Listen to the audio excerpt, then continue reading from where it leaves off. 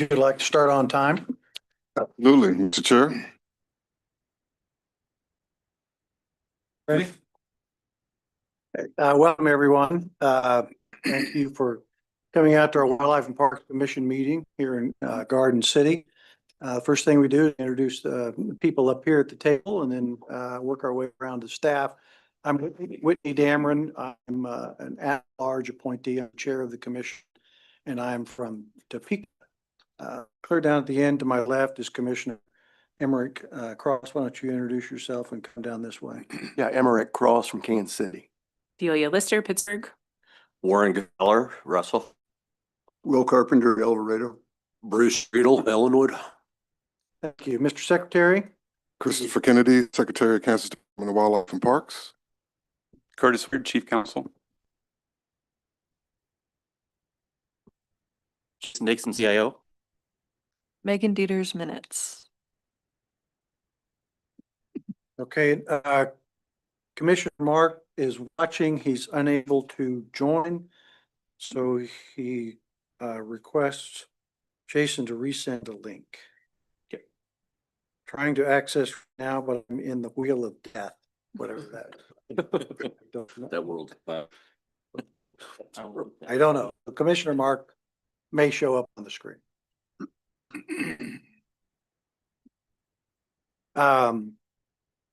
With that, any additions or deletions to the agenda, Curtis or Mr. Secretary? Not at this time. Okay, we're good to go. Approval of the June 2025 meeting minutes. If you've had a chance to review those here this past week, take a motion on that. If nobody has any problems, I motion to approve. Second. Motion is second. Any discussion? All those in favor say aye. Aye. Aye. Unanimous. We are now at number 5 on the agenda, the department report. Public hearing, administrative rules and regulations pursuant to KSA 77-421. Is this you, Curtis? Well, so, we've got 6 regulations here that have been noticed up in the Kansas Register. I think we're going to go one by one. We have agency staff here to speak on each regulation, and then we'll go through and have a public hearing.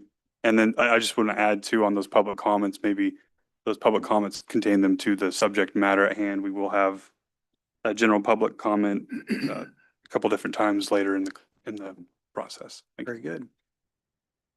First up is John Rinke, trout fee and senior license fees.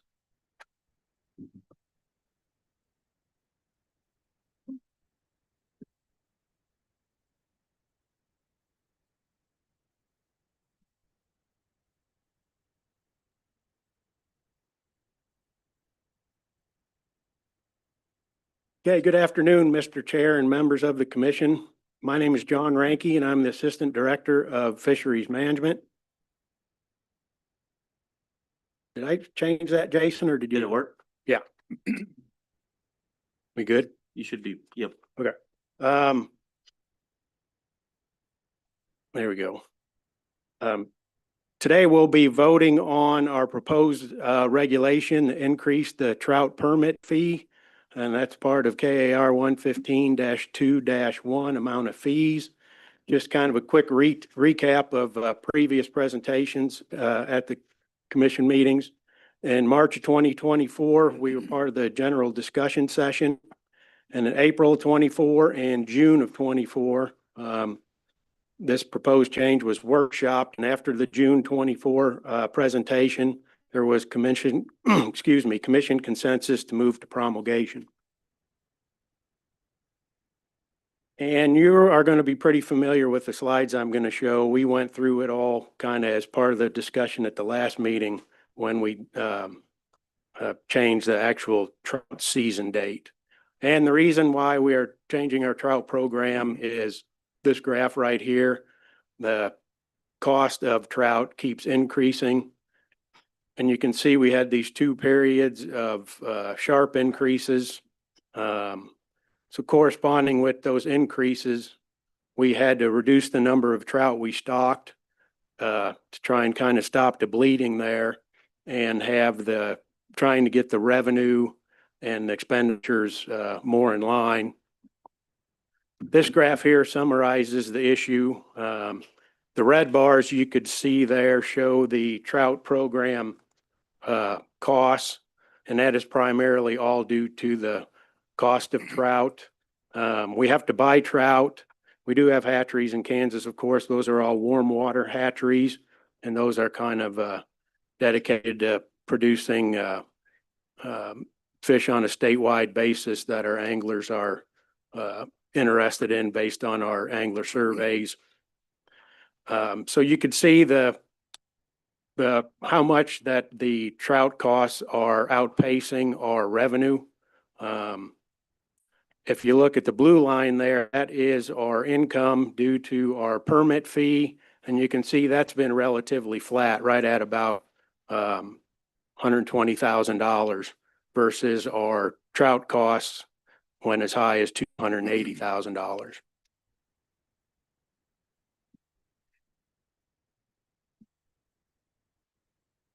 Our goal in trying to modify our trout program is to fit program expenses closer to permit revenue. You've heard that before, and I think you'll see it again here in a bit too.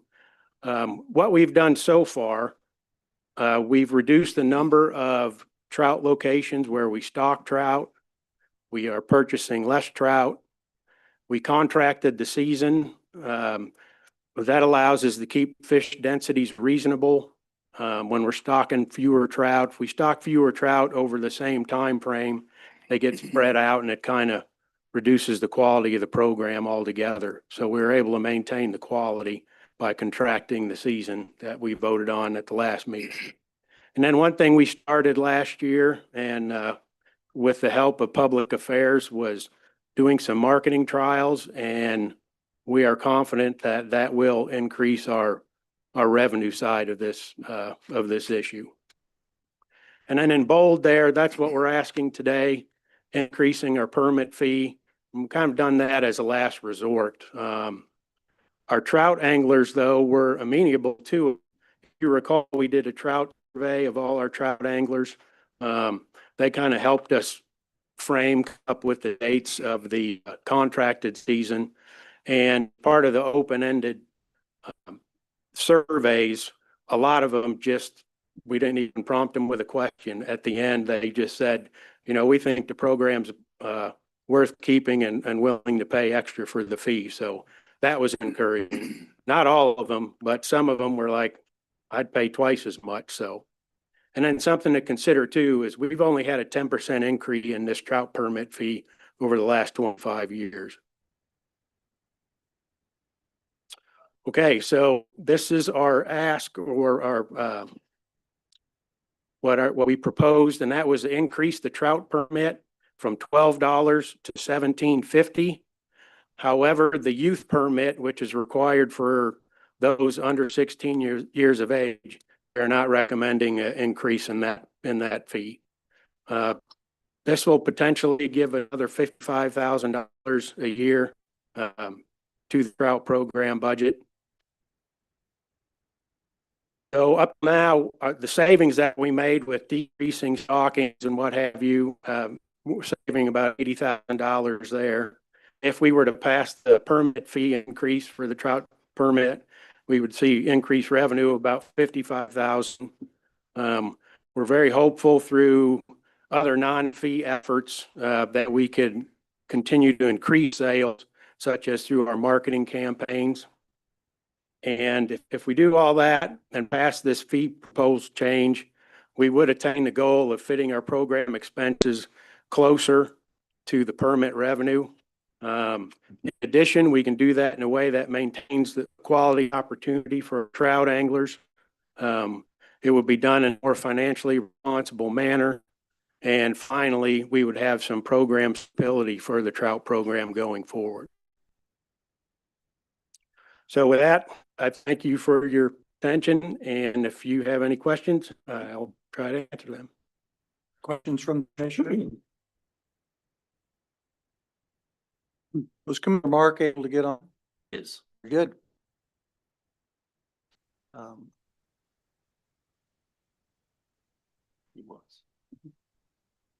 Curtis, a comment? Well, no, if there's no questions on the trout fee, I have a few other additions that are being made to the regulation I want to cover for the commission, but I want to give you the opportunity first to ask questions on the trout portion. If there are members from the audience who have questions on this particular reg, we want to open it up for that. Well, let's wait until I cover the rest of the regulation, then open the whole regulation up for comment, if you don't mind, please. Sounds good.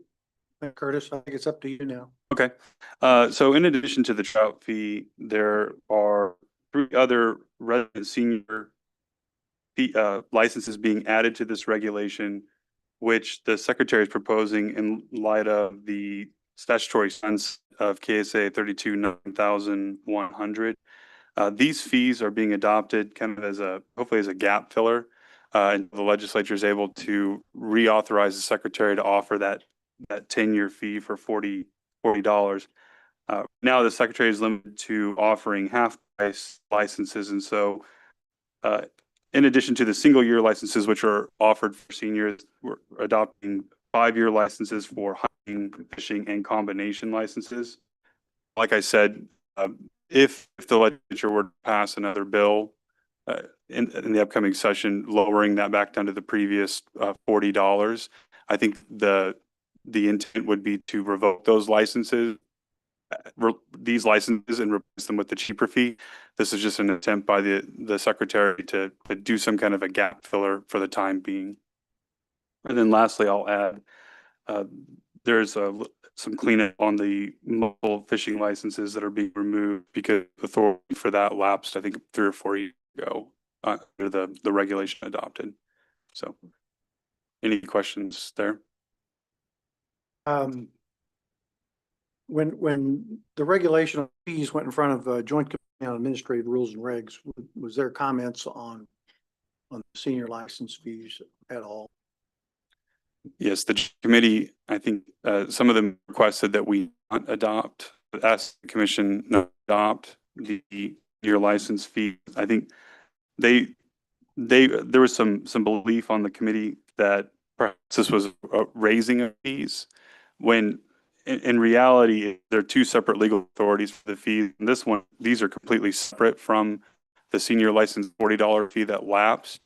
And so again, I think after internal discussions, receiving those comments, the department's position is still want to adopt these fees as a gap for the time being, and then seek revocation of them when the legislature, if the legislature provides authority to offer the $40 fee.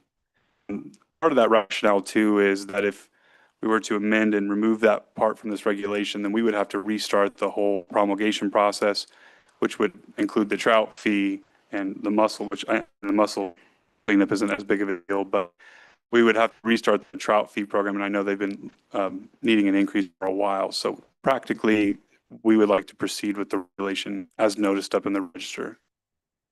Understood. Commissioner Carpenter, do you have a question or comment? Yes, thank you, Mr. Chairman. So if you can sell a resident senior license here for $50, why can't you sell it for 40? Because there's a separate statute that says that other than that one that allowed it for 40, says that the secretary shall offer senior licenses for half price. So what you do is you just take the regular price and split it in half. If we were to offer a greater discount than 50%, we would be violating that other statute, other than the generic secretary's authority to adopt special other issue licenses, which I believe is what you're referencing. There's a separate statute that says that senior license shall be offered at half price. So if we were to just unilaterally go down to $40, we would be violating that other statute. Okay, thank you. Are we talking about the senior lifetime?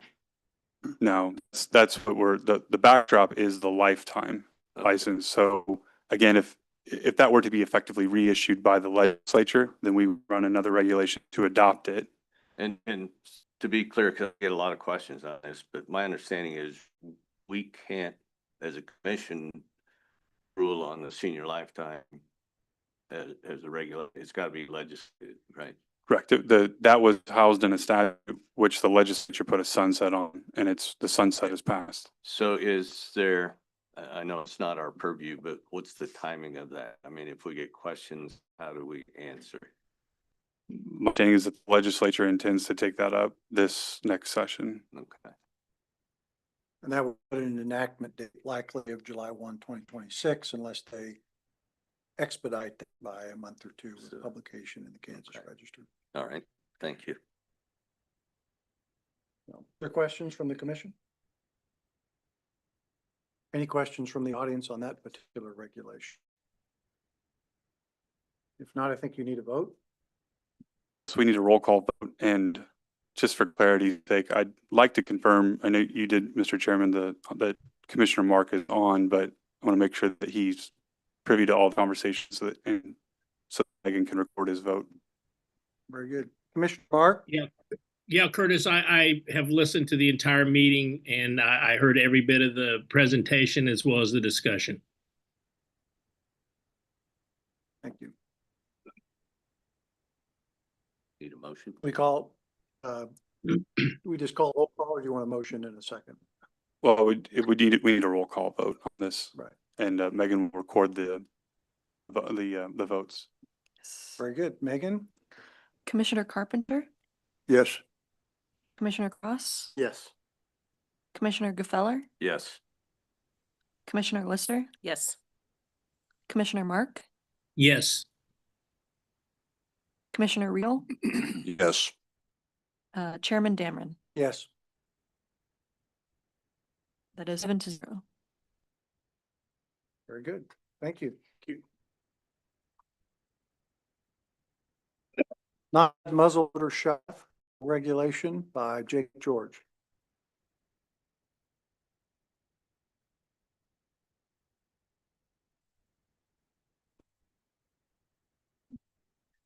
All right, thank you, Chairman Dameron, Commissioners, and good afternoon. My name is George, I'm the Wildlife Division Director. 11544 covers big game legal equipment and taking methods. This one has been in the promulgation process for some time now.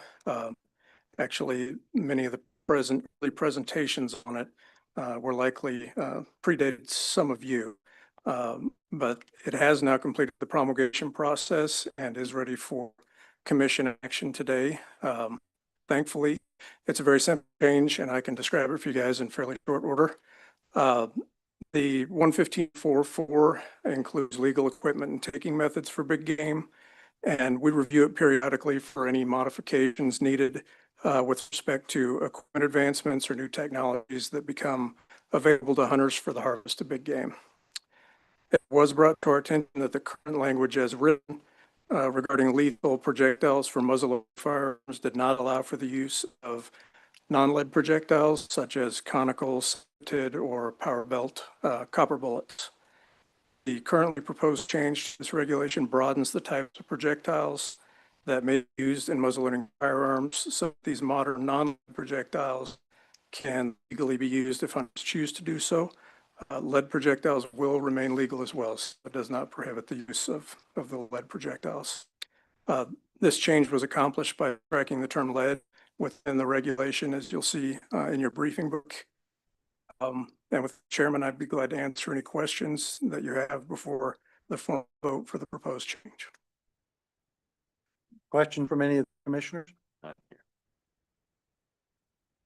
Curtis, anything from you? No. Any public comments on this particular regulation? If not, I think we're ready for a vote again.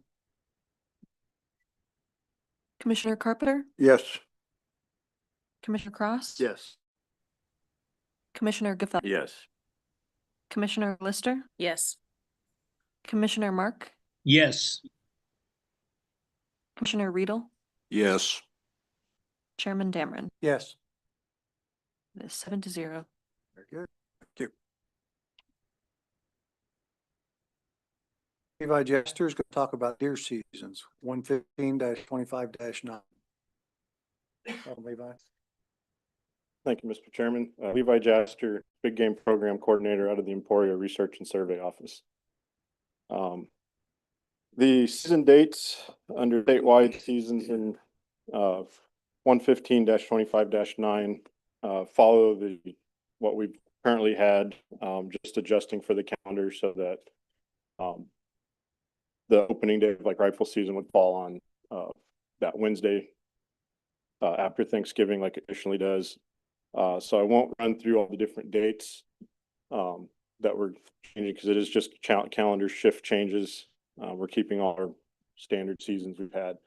But I will go through again briefly the changes in the number of whitetail antlerless only permits and the seasons that each DMU falls within, as those are changing. So under our current setup for our January whitetail only seasons and our number of whitetail antlerless only permits, I'll start with Unit 18. Currently, there's no January season and no antlerless only permits valid down there. And that's in that red southwest corner.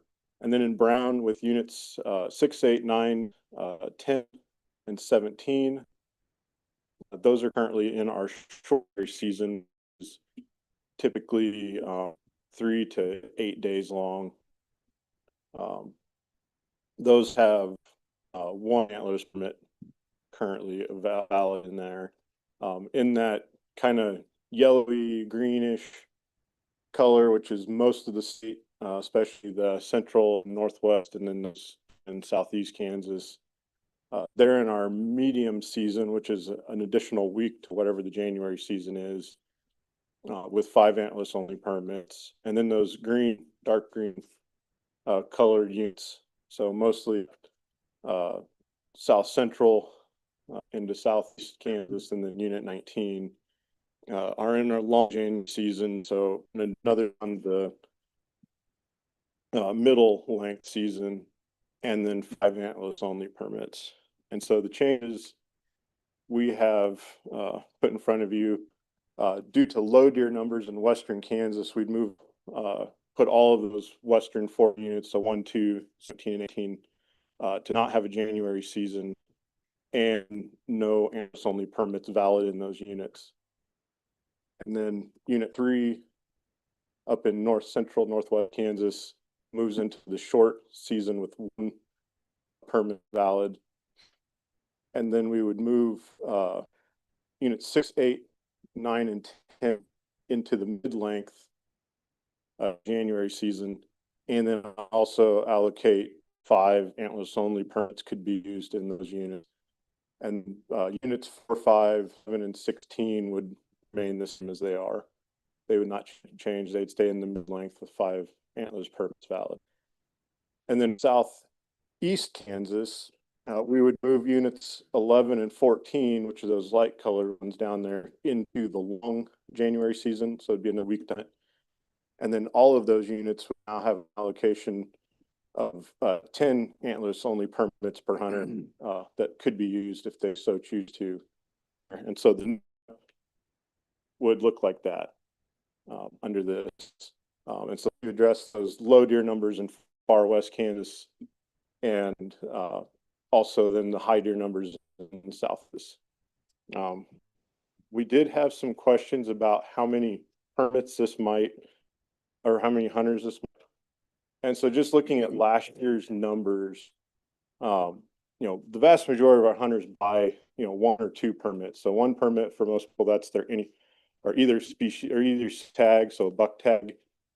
We put a lot of people into the 2 permits because all of our resident draw permits have to have a or buy a antlerless whitetail permit. And that would still happen in those units where there's none allocated, but they could still use that and hunt in a different unit.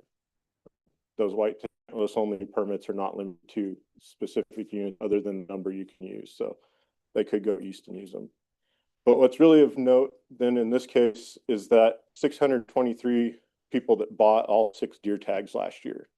So those 620 people are the total that would be able to then could have moved up if they so chose to. So it's not going to affect very many hunters, but it's going to provide a good tool in those southeast Kansas units where there are a lot of deer numbers. If people want to harvest more deer, they can choose to. We're not standing in the way of doing that.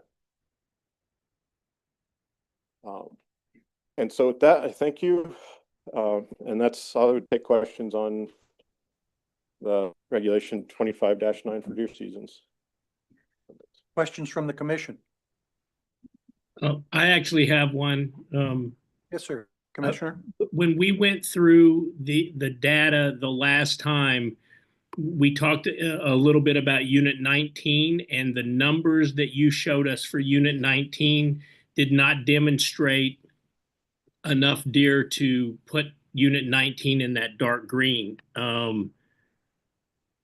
So I would object specifically to Unit 19, as I remember our discussions last time about that did not justify putting Unit 19. We had as the commission will remember, I said, well, is this just something that we're trying to appease the insurance lobby on? And, and it just kind of went over everyone's head. But I'm opposed myself personally to Unit 19 and would vote no to Unit 19 and the entire.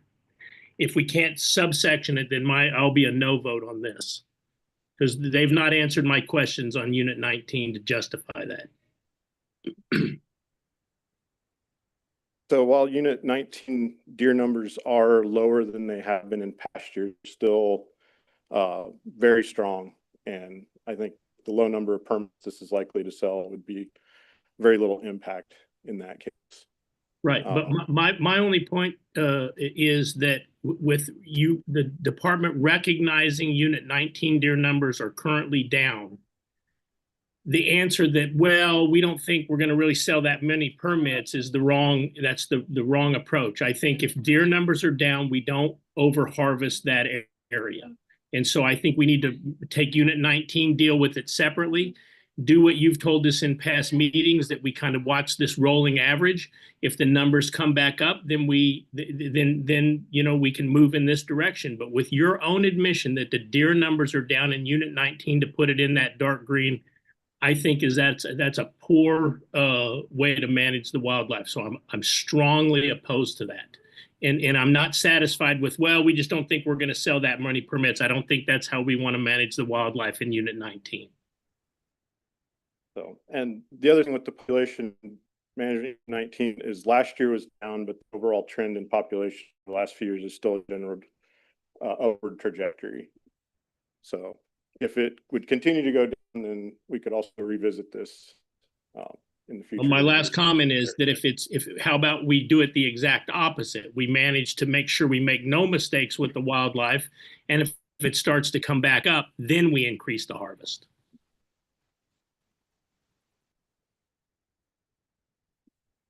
Commissioners, Yes, sir. Mr. Secretary. you all have thoughts? Question being Curtis, we accept or reject this entire regulation proposal. We can't carve out section 19, correct? Yeah, so if it's more than just a minor kind of clerical error, then if you were to alter it at this point and adopt it, then it would violate the Rules and Regs Act. So we'd have to restart the promulgation process in essence. I think given where we're at in the promulgation process and the season, I'm comfortable in moving forward with what we have in front of us. And if we need to revisit how we approach these various sections in years going forward, we can do that. But I wouldn't want to deal with the process given what we need for the seasons personally. Other comments from commissioners? And I'll make a commitment too from the deer program that we will strive to do additional surveys in that area to monitor this going forward. So, Commissioner Mark, any further comments? Nope, I'm a solid no. Okay, thank you. And any members of the audience that have a comment on this regulation? I have a question. Sure. Microphone and identify yourself. Thank you for coming. Thank you, guys. My name is Trent Navola, and I have a few questions for you. One is, do you have data that shows that Unit 17 is down in deer population? Right now, it's been kind of a train wreck of consistency of just staying super, super low. And we've had a lot of requests from hunters out of the event and some landowners to kind of come back a little. I don't know we're dealing with drought out there too. And so, but it's been fairly stable at very low numbers, Okay. not what's been desired. My next question is, if you eliminate tags, how do property managers and things like that maintain healthy doe to buck populations if they can't kill those? Well, and, if it's, needs that big of a change, they can still use their either sex permit to shoot does. Plenty of people do out there, but. Okay. So. No further questions. Thank you. Anyone else at this moment? Thank you. I think we're ready for a roll call vote again. Commissioner Carpenter, Yes. Commissioner Cross. Yes. Commissioner Gefeller, Yes. Commissioner Lister, Yes. Commissioner Mark, No. Commissioner Riedel, Yes. Commissioner Dameron. Yes. That is 6-1. Thank you very much. Deer seasons on military units. Levi Jester is back up again. Thank you, Mr. Chairman. Levi Jaster, Emporia Research and Service Office. I'm the big game program coordinator. And this sets the exceptions to the statewide seasons on our military subunits. We have 3 of those. We have Fort Riley, Fort North, and Smoky Hill. And so I'll start with Fort Riley. The exceptions they're looking for is that their open firearm season would be December 13th through December 21st. And then also additional antlerless deer season January 1st through the 11th, and November 28th through November 30th. And also to have 3 antlerless only permits valid on the fort sub. In Fort Leavenworth, their changes, they shift their rifle season, firearm season to November 15th through November 16th, November 22nd through November 23rd, November 27th through November 30th, December 6th through December 7th, and December 13th through December 14th. And then they won't participate in the longest January season, January 1st through January 18th. And also it's our archery season for antler whitetail deer, January 19th through January 31st. And that brings us to Smoky Hill Air National Guard Range. They are basically participating in the statewide seasons. So those are the exceptions on our military subunits to the statewide seasons as proposed. Routine, any questions from the commission? Curtis, do you have a comment? Yeah, Mr. Chairman, I'd like to note that at the JCAR hearing, there was a suggestion from one of the legislators that we work to make this durable language, which I know we've discussed in the past. And I just wanted to mention that going forward, my plan is to work with Levi and Department of Defense to find a way to write durable language for 25A so that we don't have to keep bringing it back before the commission. There's a way we can wordsmith it. My understanding is talking to Levi is that we haven't necessarily approached them with a proposal in the past. So we will do that in the future to get this off the plate every year.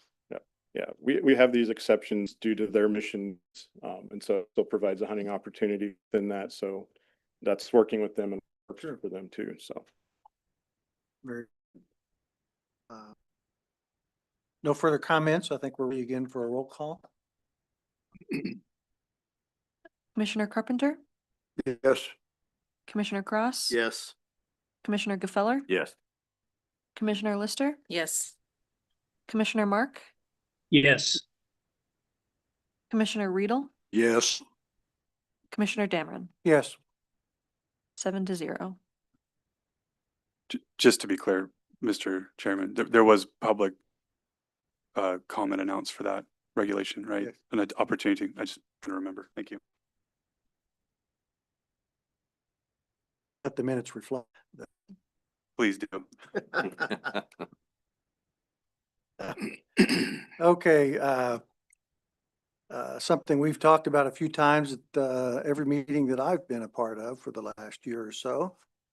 115-25-12 coyote seasons. Jake George, welcome back. Thank you again, Mr. Chair. There are two regulations that we'll be discussing, 115.5-1 as well as 115.25-12. These two regulations are integrally intertwined, so I'd like to kind of handle the discussion of both of them together. If that would be all right with the chair. Yes, sir. Okay. So these have also completed the promulgation process and are now ready for action. You were provided with the comments which were received while the regulations were posted to the state register for the public comment period.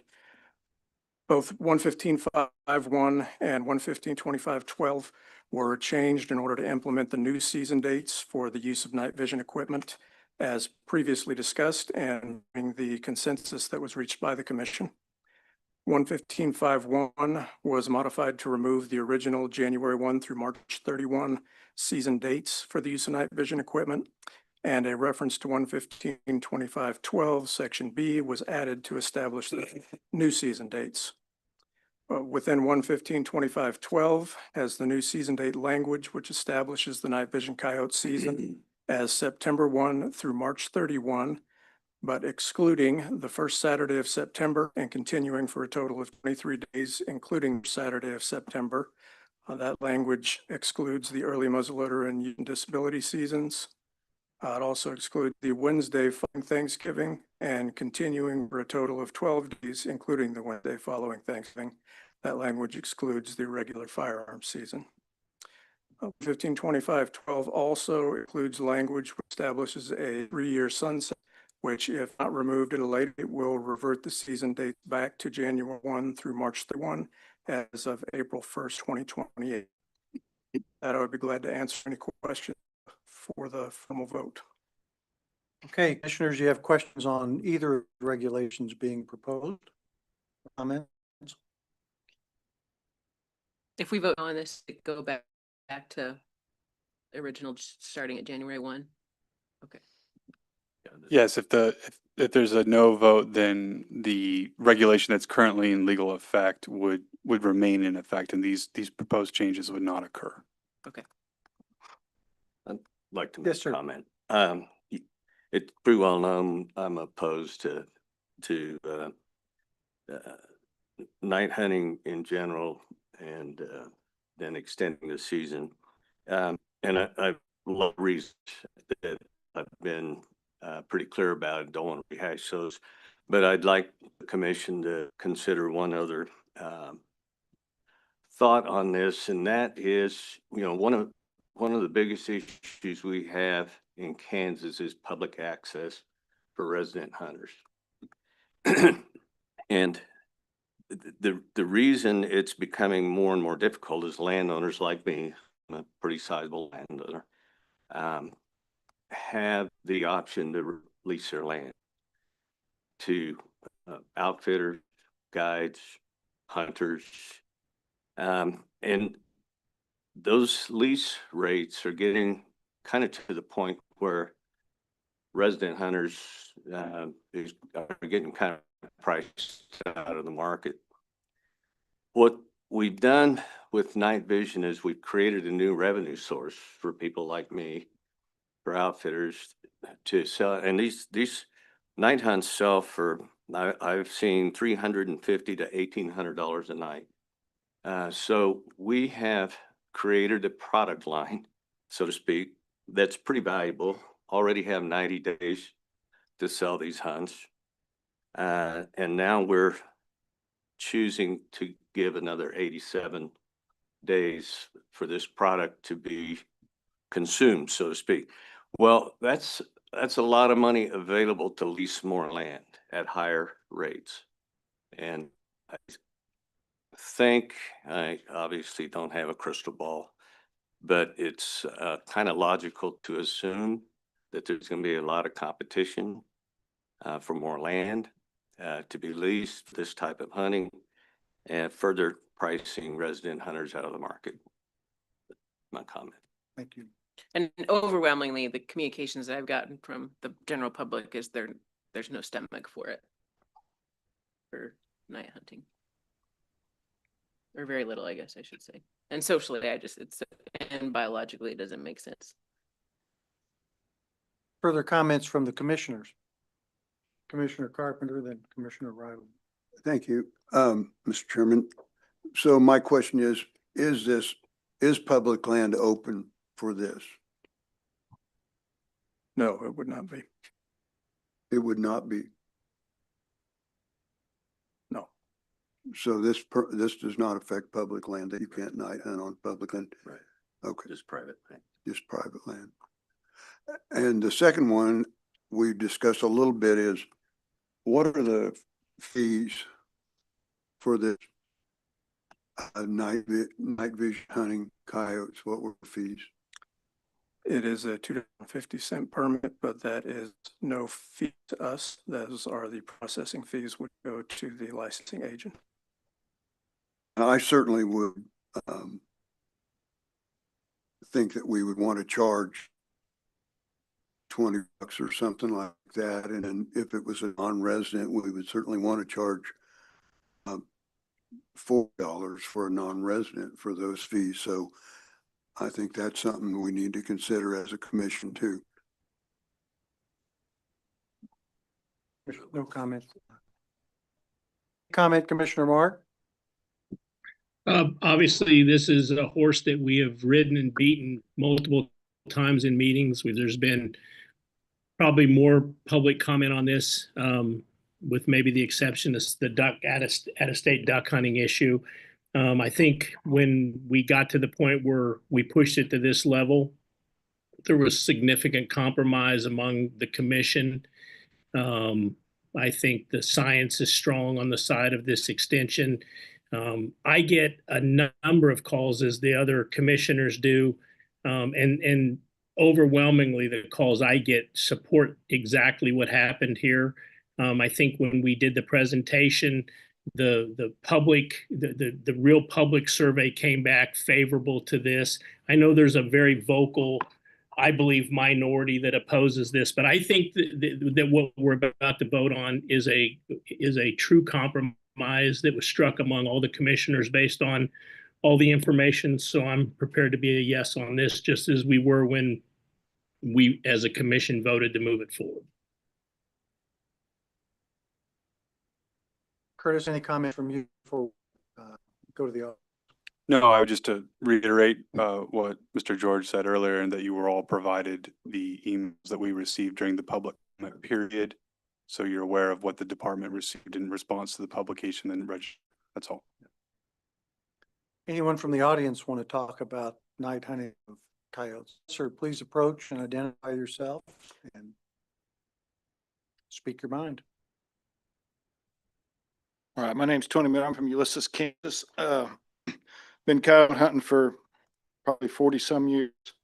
And what I'm finding is the properties that I usually hunt on, get permission to hunt on, are slowly going away because of leasing. So for other sportsmen like me that take opportunities to do this, it's in a way, and I'm getting older anyway, so it's not a long-term deal for me.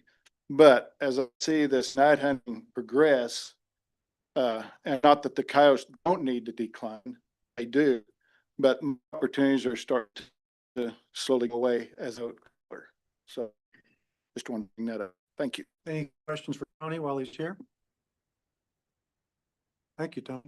Thank you for coming. Any further comments? We do have one online, Chairman. Yes, sir. Don, I'm going to ask you to unmute.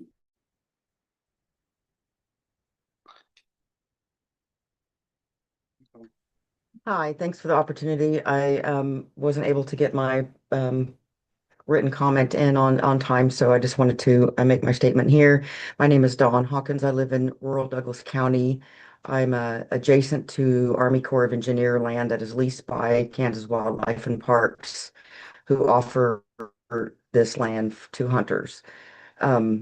Because there's hunting allowed adjacent to our property, we often hear very loud gunshot very close to our home and to our neighbors' homes here.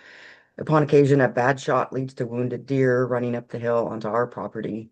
This area, which is next to Clinton Lake and various wildlife areas, is also enjoyed by hikers, trail riders, kayakers, nature lovers, bird watchers. And during certain hunting seasons, I and these other non-hunters are not able to use these areas safely.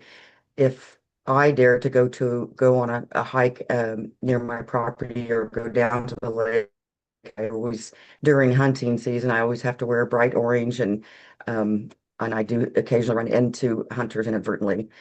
I'm deeply concerned about the idea of having hunting around our home in the dark of night with gunshot in the middle of the night, wounded animals on our property. Hunters could even, think they see a coyote when it's actually a deer or another animal, and all the fear that comes with this. There's no evidence that I have found that this will prevent livestock predation, and I worry about reducing predators, leading to overgrowth of raccoons and rabbits and others, such animals. I would like to see night hunting removed, certainly not extended, so I urge you to reject this. Thank you. Thank you for your comments, Don. Are there questions for Don from the commission? Thank you very much. Don, did you say you're worried about the hunters on public lands? As far as thermal hunters? I gotta add your, You may have muted. unmute again. Okay. I just want to mention that, yeah, public lands shall not be authorized. Use of the specific equipment shall not be authorized on department land and waters, so that should not be a concern for anybody on public lands.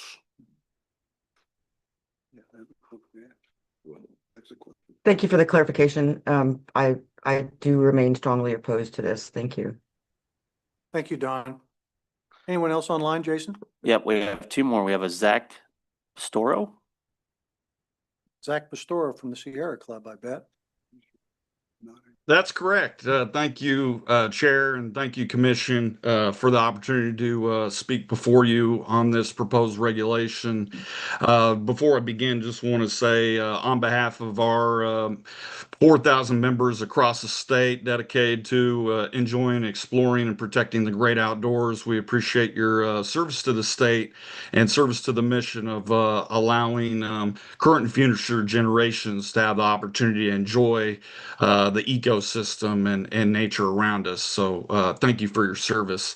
You probably know that we've been against nighttime hunting for coyotes for some time. In our view, the current standard for 3-month season was the compromise between allowing it and not allowing it. So for what that's worth, I hope you received our written public comment from our what we call our conservation chair, Felix Ravello, who's, I believe, spoken to you in the past. But to sum it up, you know how we feel. There's opportunities here for all Kansans to enjoy nature and recreation beyond those just enjoying that of hunting. And so we're talking about nighttime hunting. We're talking about shooting guns to where you can't exactly see where the bullet ends up. We worry about public safety, people's enjoyment, and looking under the starry skies of Kansas. Maybe listening to those songs of coyotes or other sounds of nature, only to be interrupted by gunfire, and then eventually, inevitably, not hearing those songs of nature because they were disturbed. We think that any marginal benefit that would come from economic opportunity or the niche benefit to a certain crowd for nighttime hunting a coyote doesn't outweigh the loss of the enjoyment of others, as well as the compromise and complexity to law enforcement. We're thinking about disguising illegal poaching at nighttime that come with this sort of activity, specific activity. But also, let's not forget the ecological services of the coyote. They eat the dead stuff, the carrion, They provide an important ecological service. We're unconfident that this nighttime coyote hunting and coyote hunting generally provides a wildlife management benefit, at least to extent that we need to expand the season here. So, we've said some of these things before. We just encourage you to think about those issues and evaluating your decision today. And we would ask you to oppose this expanded season at this time. And again, on behalf of all of our 4,000 members and many more thousands of supporters that take action with us, appreciate your service. We hope you give thought to opposing this regulation. Thank you. Thank you, Zach. Question, Zach Pastora? Thank you, Zach. Okay, Jason, you another one? Yep, we have one more. Brenda? Ask you to unmute. Hi. Let me see if I can turn on my camera, or maybe you can do that. It'll probably pop up a message for you. Okay, got it. Hi, thank you. Thank you for allowing me to speak today and for allowing public discourse on this issue. And in case I see there's quite a few other people online, and in case anybody was technically challenged like I was, you find the raise your hand under the react button on the bottom. So just in case somebody was frustrated like I was trying to figure out how to raise my hand. I appreciate that you're allowing this discussion. I wasn't aware of this. I'm not a hunter, but I do have friends that hunt. And so I asked them about this proposed rule change. And they told me that they felt like having night hunting with these technical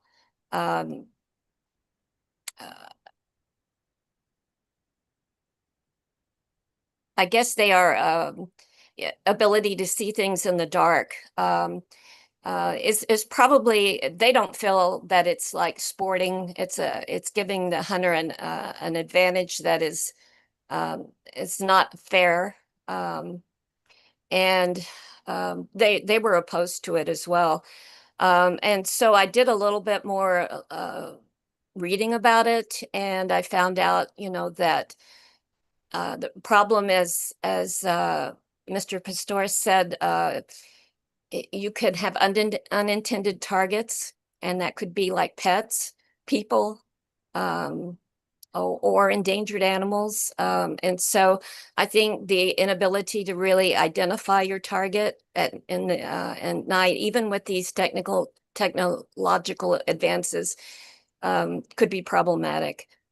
And so I am opposed, and I think that if more of the public knew about it, they would also be opposed to it. It's just not something that's on our radar, especially those of us that don't hunt. And if the question is the damage by coyotes and the problems that they cause, then I think there are probably better ways of managing that. And so I ask that we have more discussion on that as well. But I am opposed. And I didn't tell you, I am a Kansas resident. I live in Manhattan and Riley County.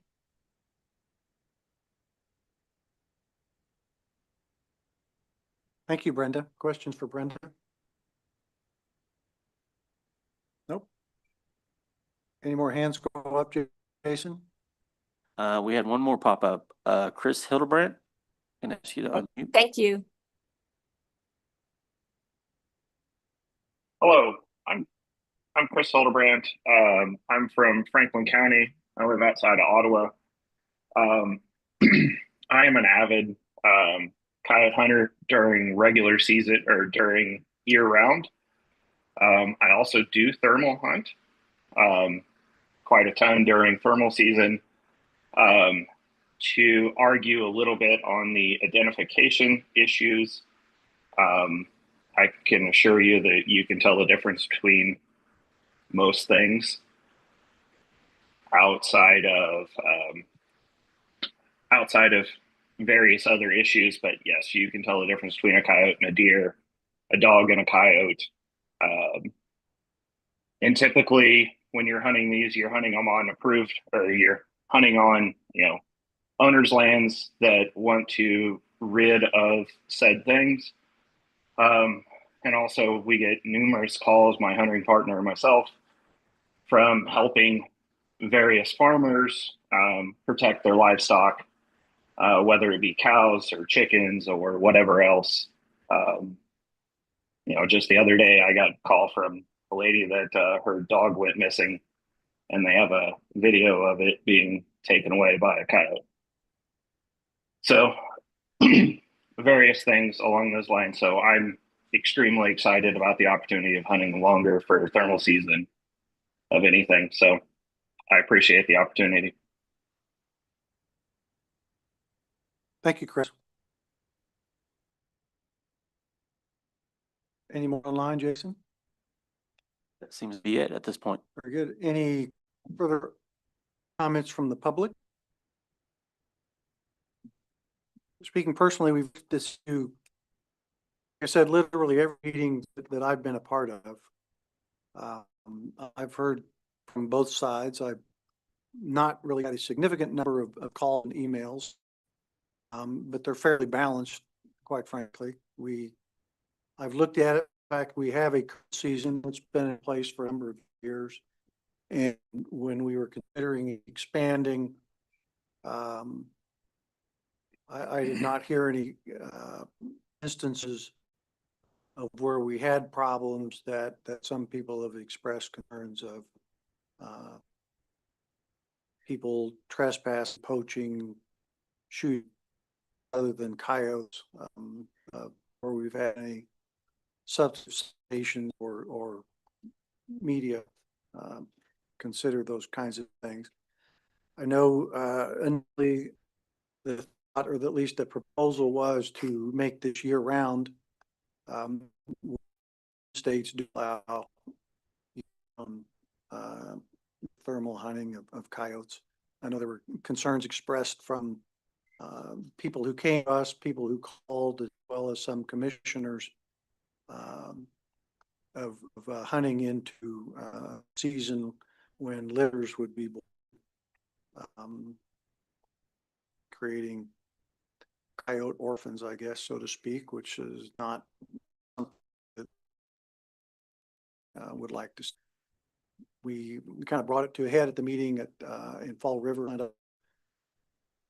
We even had some of the coyote hunters suggest they didn't want to in the summer months anyway.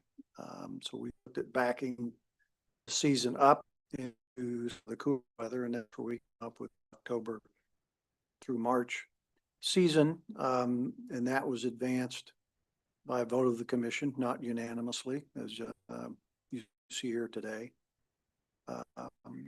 But with the vetting that we have done, 3-year sunset that's been into the relation, and I think request that we will have of staff to bring us back information as we proceed for the next 3 years as to what we're seeing here.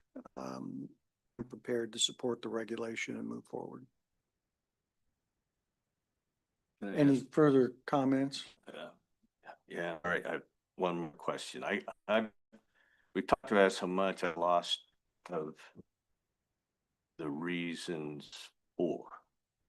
I know why I'm opposed, but what do we think we're accomplishing? And I guess I don't know that I need an answer to that because I think we're ready to take a vote, but I guess I have more of a request, and that is, if this does pass today, that the department do a very thorough job of evaluating the benefits and the ramifications, the positives and the negatives from doing this. And I really don't understand the benefits. Okay, but I'm prepared to vote. Very good. I don't know if Colonel Kaiser has any other comments or if anybody needs to hear a law enforcement perspective. No? Okay. Commissioner Carpenter. Thank you, Mr. Chairman. So when will the fees be addressed in this? Um, So it's, it could come from the secretary if it's the will of the commission, then we can bring a proposal forward, on raising fees. I was trying to do some back of the envelope math on, because we have that economic impact threshold that we can't exceed. But, I would say roughly to stay under the $200,000 mark. I think last year, I was informed that I think we pulled 7,300 night vision permits last year. And that might be a little bit lower if we 5-year average it, but that would be roughly $25 would be the max if you were to apply that fee to all licensees and below that $200,000 a year mark, just for your information. Thank you for that. And so do we have any numbers on non-resident? I asked that as well. And as far as the data we have right now, it doesn't differentiate between resident and non-resident. So if we were able to dissect that, we could divide numbers up differently. But we can get you that data. I think it's a good idea to follow up on that. If people can afford the gear, and if they can afford the $1,800 a night hunt, I think they can afford more than $2.50 for a permit. And that's exactly where I'm going with it. I can't support this without those kind of numbers in here of revenue and fees, so. And that would take a new regulation and promulgation process or statute. Right. Yeah. Very good. Any further comments? I think we're prepared to, Secretary, Mr. Terry, you have a comment? Thank you, Mr. Chair. You talked about this on multiple occasions, probably the number one topic talked about, at least since I've been here as well. Very contentious. Ideas, thoughts, concerns on all sides. I just wanted to take the time to thank the commission, thank the public for all of the input. I feel privileged to be a part of a process where we can share our thoughts, our concerns, and remain professional at the same time. It makes me proud to be a part of this process. One thing I did want to highlight that really just came to the forefront, Commissioner Gaffelli, you brought it, talking about the impacts that potentially have on our citizens that we get access to private lands to hunt. And I also appreciate your comments. Forgive me for remembering your last name, Mr. Tony Miller. It is and the reason I bring it back up because it is a point that we really haven't talked about that much, at least under this, housed underneath this topic.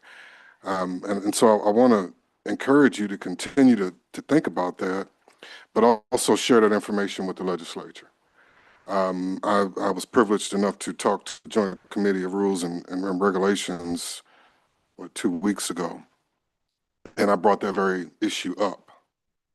And within the legislature, many, not all, but many don't feel like that's an issue, having access to private lands to hunt.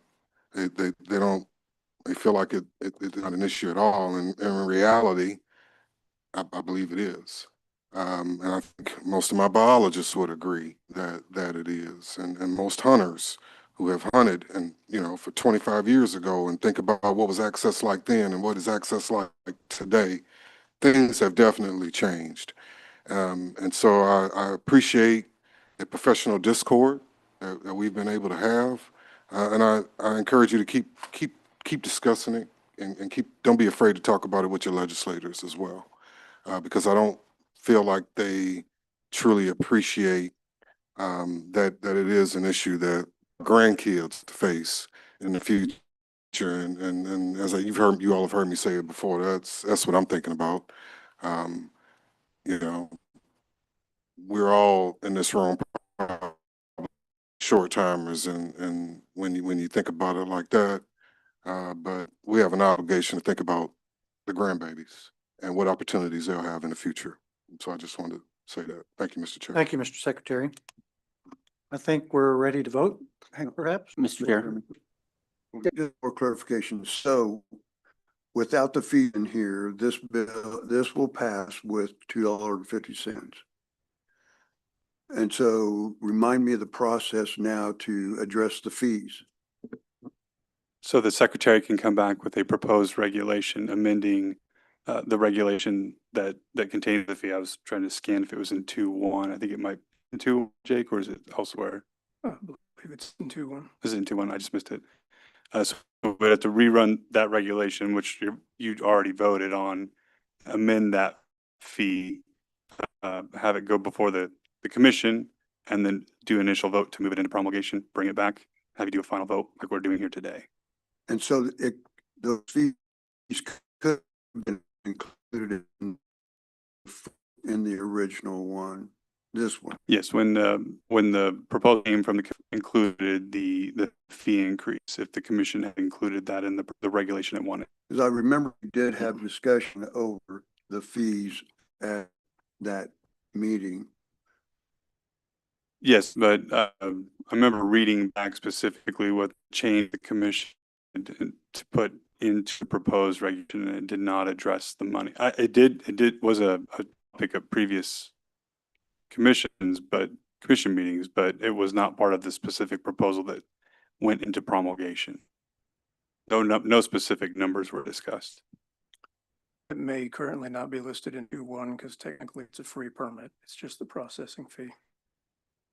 I believe it, Fall River was at our Fall River meeting, there was a comment about putting some kind of fee on the license and market towards law enforcement efforts devoted to enforcing the laws on night vision of hunting or thermal of coyotes.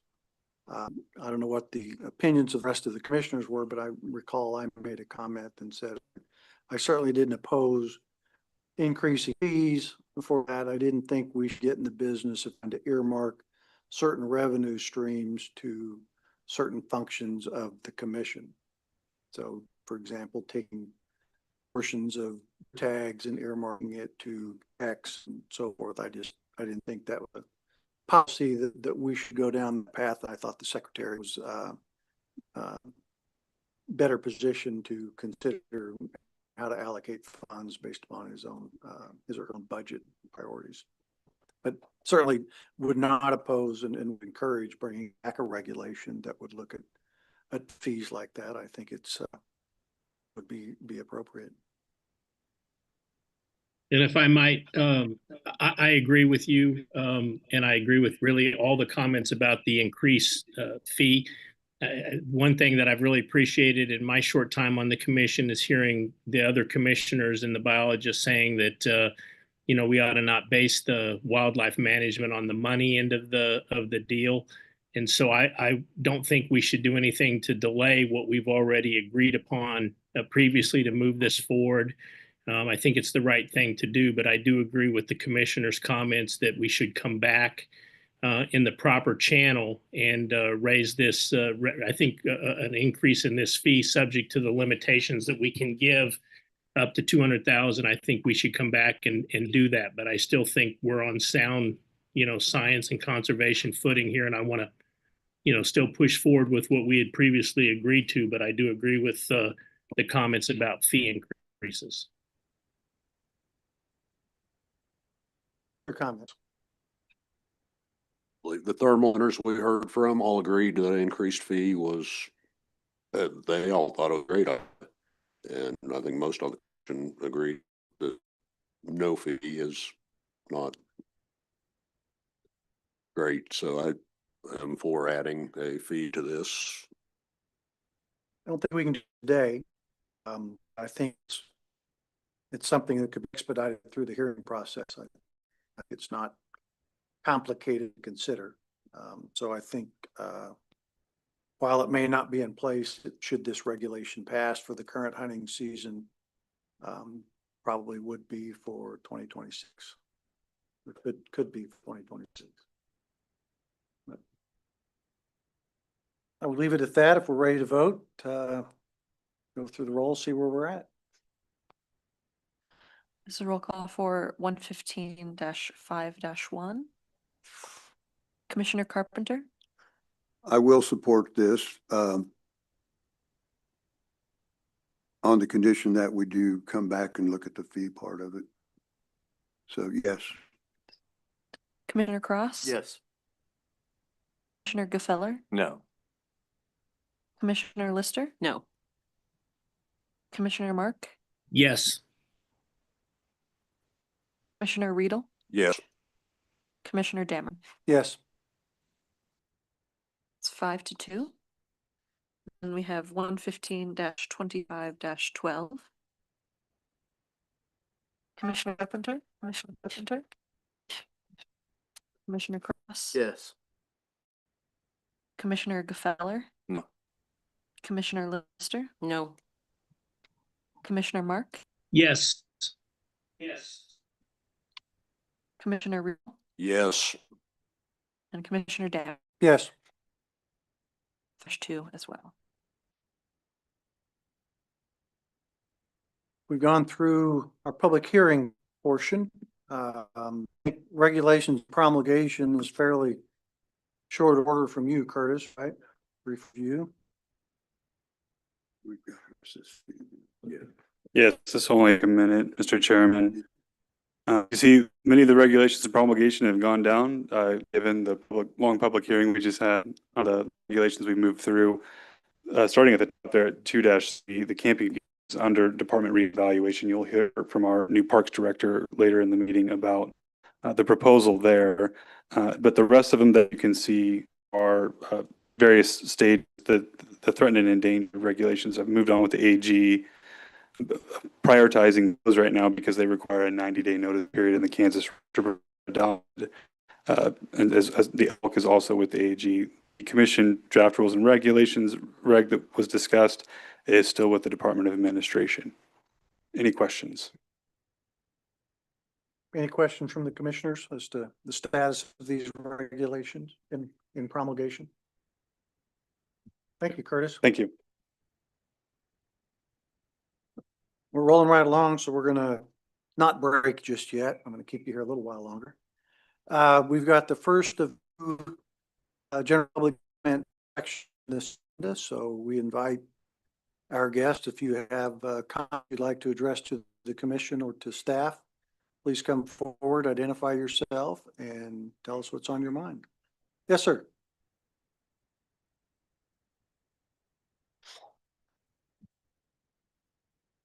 My name is James Berry. I'm from here in South. I wanted to thank the committee, especially going back to the trout thing, because I missed the opportunity. We went from trout to licenses, and I missed my chance to get up to speak. But I want to thank you for providing that. You don't understand, that is really important here in Southwest Kansas. Over the last years, the drought situation has reduced, hunting opportunities for quail and pheasant. Dove's been good, but that's over in a month or so, and then it's a long winter. The trout program, so vital. When I'm out there fishing, and I enjoy it very much, and I see families and I see kids, they don't have video games in their hand, they got a fishing pole. And I think it's an outstanding program. And I agree with what this gentleman said. If I paid twice the amount of money, it'd just be fine. I'd rather pay more money and have more fish. And I just wanted to leave you with that message that, it's really important to us here in Southwest Kansas and probably all across the state. Thank you for what you do for us. Appreciate your comments, James. Any comments or questions for James? Thank you. Thank you for coming to our meeting. Anyone else have comments to address to us? Yes, sir. Hi, I'm Kyle Johnson from Elkhart, Kansas, Morton County, very far southwest county. My concern is we have the Cimarron National Grassland down there. It's 108,000 acres of public, and specifically the deer hunting down there. I've heard several comment about across the state, the public hunting operators are going down, especially on private land where the least at. Concern is with that amount of public hunting and a statewide season whitetail tag, I feel like we need to have some kind of information coming in on how many people are actually utilizing those grasslands or the whitetail and using the statewide whitetail tag. Because as it sits right now, from my understanding, there is no information of, you know, residents from all across the state, how many of those are coming and hunting on the national grassland.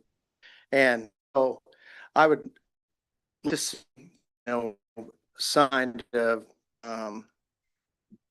work be done, get some information on how many people are actually coming. Appreciate Bruce and the secretary, they've come down and toured the national grassland. And it is a pretty special there, and it does allow a hunting opportunity for a lot of different people.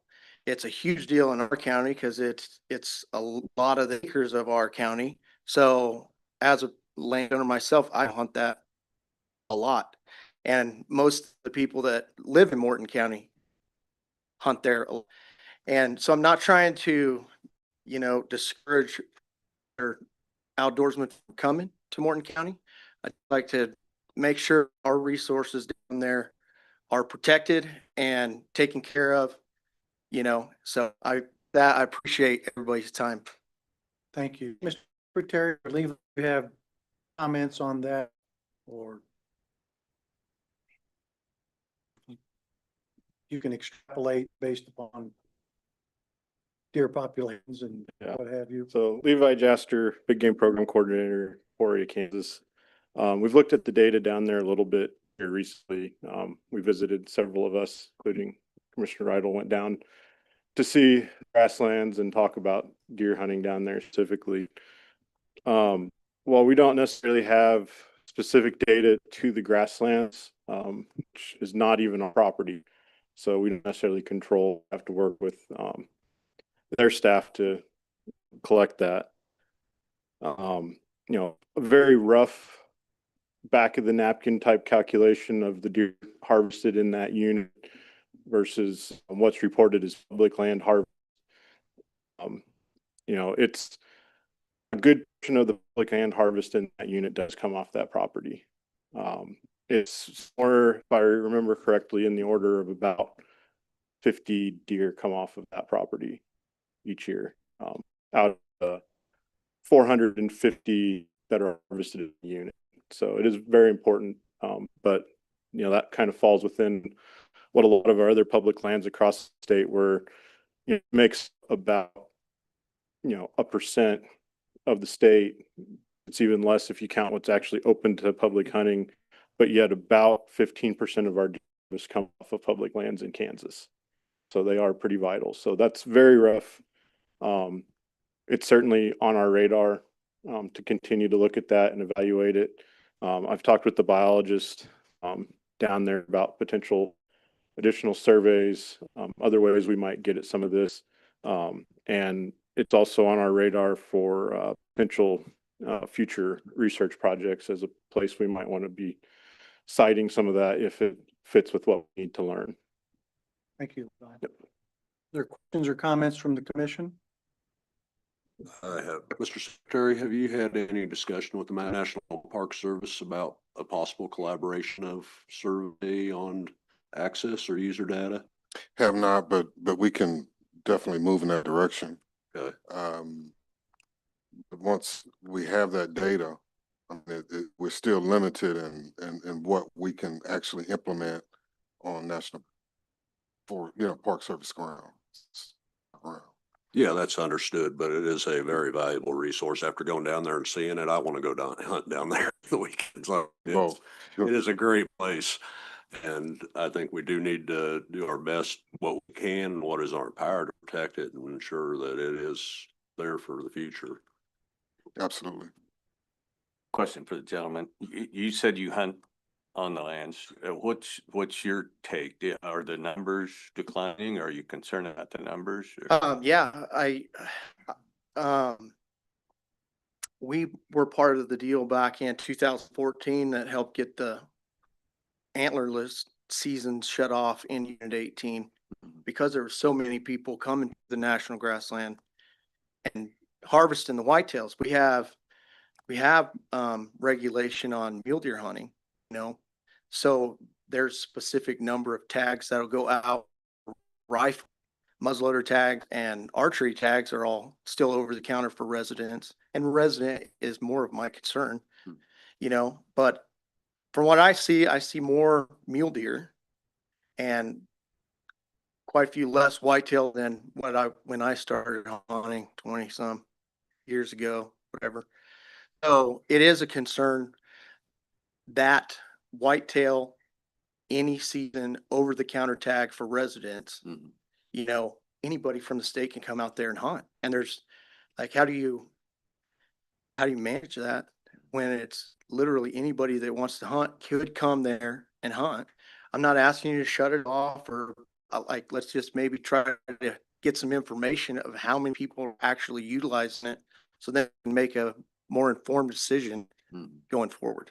But I do have concern about the population, as do they, obviously, with the.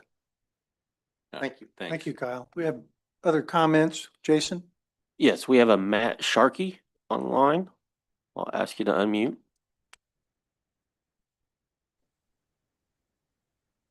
Hello, everybody. Can you hear me? Yes, we can. All right, I appreciate it for you letting me to speak today. I was just wondering, do we have any data on resident and non-resident deer tags and how many are bought in a year? I was just wondering because most states around us don't refund non-resident, or they don't refund non-resident deer tags, and Kansas does. So I'm wondering if we can adopt that, and that'll help us get more money to help residents.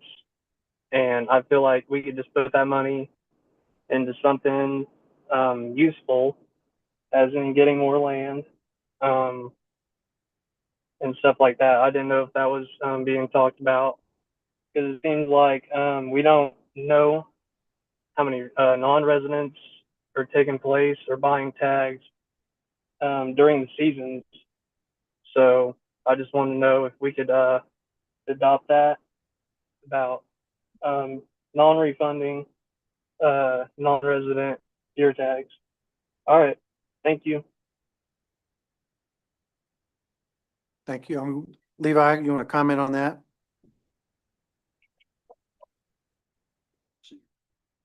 All right, Levi Astor, Big Game Coordinator in Emporia, Kansas. We do collect all the data. We know how many people bought tags and where they come from on that. So we can, easily break that down. Most of our permits issued through limited quoted draws. So we know, at least what 2 units those permits are supposed to be used in. Anyways, the refund policy on deer tags or big game tags, we worked on that back in 2020, 2021. It was largely in response to, issues with COVID and people that didn't want to travel and come. And what we settled on, it's been a while, so if I remember correctly, what we settled on is they could be returned and refunded prior to the season. And if it's soon enough, we will try to reissue those to folks farther down the list that did not draw that permit. But if season has already started, there's no refunds on those. So that's where that was developed. I don't know that we have very many tags actually returned. It's enough that, or there's some, but it's few enough that our licensing staff are still able to take each individual one and basically contact the people that would have been next in line in the draw to find out if they are still interested in receiving that tag. So, you know, while we do have a few that come back, there are allowances to refund that money. Some of the western states do similar. I do believe it will affect the number of points you've got in the draw. I can't remember if some cases we may reinstate that, other cases we may not. It depends on the circumstances, if I recall correctly. So. Very good. Thank you, Levi. Further public comments? Yes, sir. We give 2 bites at the apple. You got another chance too when you get down the agenda further. Tony Miller again. Just about the trout program. That program, I just hope it doesn't go away. And if it looks like it might head that way, I'd appreciate maybe a survey to those of us that do take advantage of that trout program. And so we might can do to help with the revenue part of that. You know, I don't have a problem paying 2 or 3 times more for a tag or a stamp to be able to fish down there, because it's something we really enjoy doing that time of the year when some of us my age can't walk up birds anymore. But anyway, I really appreciate the efforts put into this program, and I hope it doesn't go away. So that's all I wanted to just reassure that we really appreciate it. So that's all I had. Thank you, Tony. I think staff has been creative in trying to both survey those who do take part in the trout season and figure out what they can accept, what they'd like to do, and they want to keep it around. So, Where do we put trout in this? I'm just curious. National Grasslands, there's a pond down at the stop. Okay. Meade County, Lake, Scott City, there's Syracuse. Quite a few areas there. There's a few, yeah. Okay. sort of adopt a trout program. You can adopt 100 and have brought in or something. I think we have another public comment. Sir, please approach. Thank you. My name's Ed Koger and I'm from Wilmore, Kansas. I'm a 5th generation Kansas rancher and own and manage the Hash Knife Ranch in the Red Hills, which has been in my family for almost 150 years now. In 2001, along with my wife and son, I've operated a hunting business under the name Hunt the Hash Knife. I'm here to talk about non-resident big game permits. This is the 3rd time I've addressed these issues. The first was with Brad Lovelace a couple years ago, second with my state legislature a year ago. And now I'm here because all I've heard so far is that you have a very valid point, but there's nothing I can do. A background on my situation. I'm not a landowner who, like many of us, is committed to preservation and enhancement of the prairie and its wildlife. I've spent millions over my ranching career in pasture renovation and improvement. As a result, have greatly improved the wildlife habitat on our ranch. I brought the culture of using fire as a management tool west with me from the Flint Hills, where I grew up. When I started burning in the 70s, a lot of my neighbors were very opposed, very opposed. But many have come to see the benefits and have joined me in this effort. I've been battling woody encroachment with fire and tree cutting since the 70s, and it has probably improved our wildlife habitat more than anything else I've done. One direct result is that I now have several hundred lesser prairie chickens on my property, which K-State conducted a multi-year study on a few years ago. We added the hunting business because we needed another revenue stream when our son married and moved back to the ranch. We've worked hard to earn our reputation for both top quality hunting and integrity with clients and game laws. We've invested a tremendous amount of money in all the aspects of this business, which is really a hunting and hospitality business. We are very protective of all our wildlife resources and our reputation.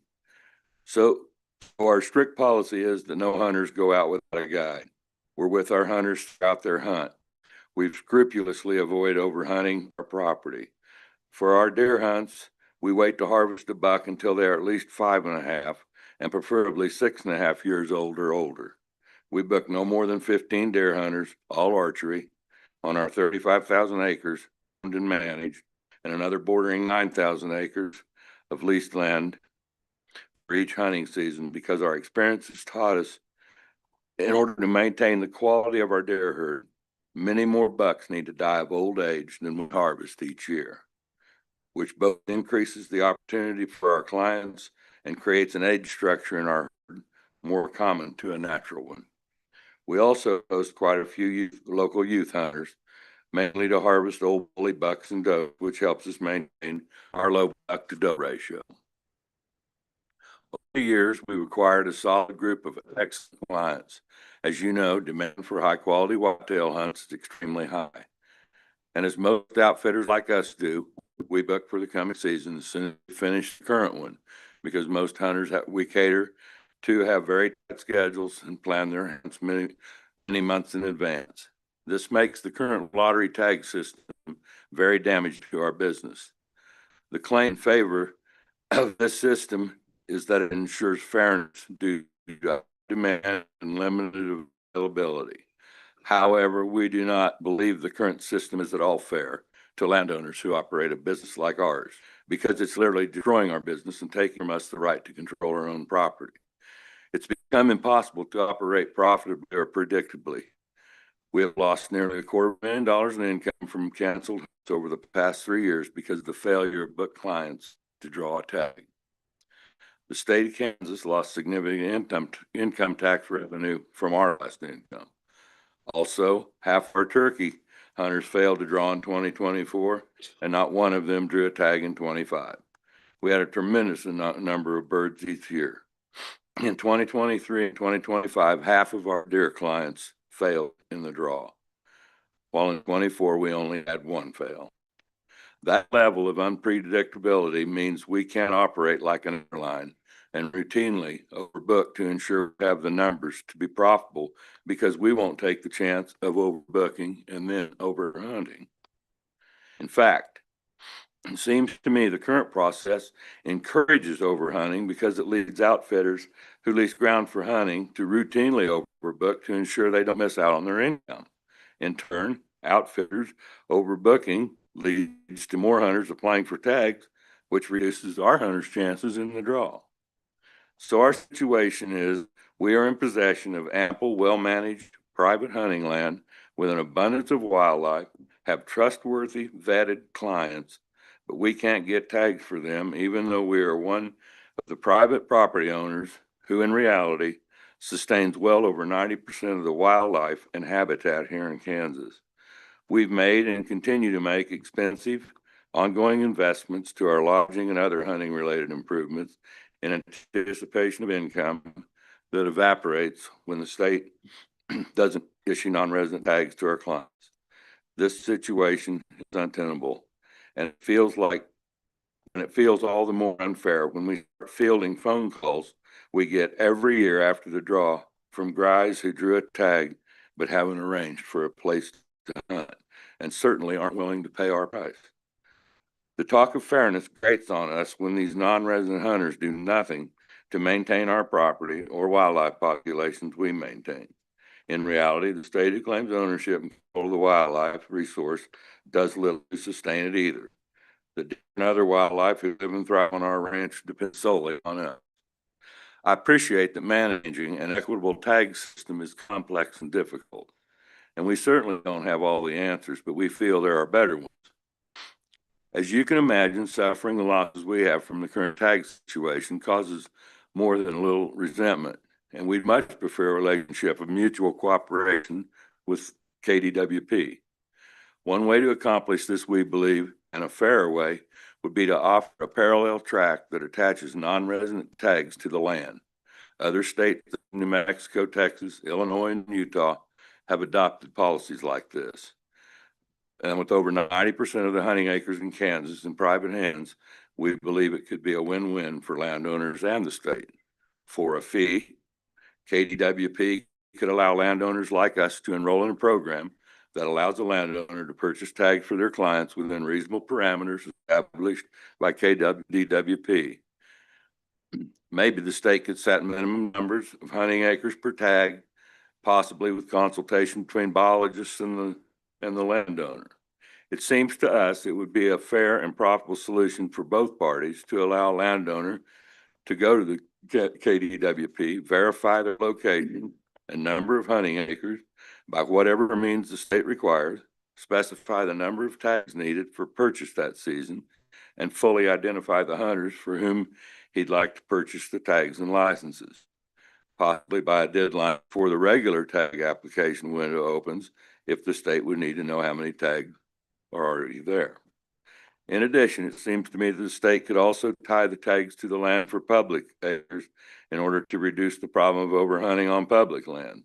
One example from recent personal experience in 2023, on a 160-acre weehaw near my property that I pass regularly as I travel from the south end of my ranch to the north end, I counted over a dozen different out-of-state and in-state vehicles parked there during deer season, both archery and rifle. No one can argue that this isn't seriously overhunting a resource. So it begs the question of how should the state issue tags or manage the number of hunters allowed on public land also? What Harvey allowed on public acreage? If there's been addressed, I've missed it. I haven't come across anything that shows this issue has been settled as hunting pressure in Kansas has increased. While I can't control everyone else's land management or hunting practices, I'd sure appreciate having a little more control over my property and legitimate business to the point that I can conduct it at a reasonable profit with reasonable predictability. The current situation now feels like taking by the state.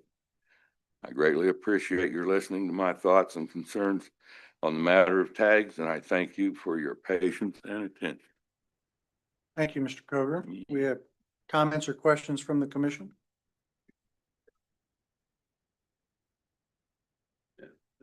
It's a complex issue. Very, I know.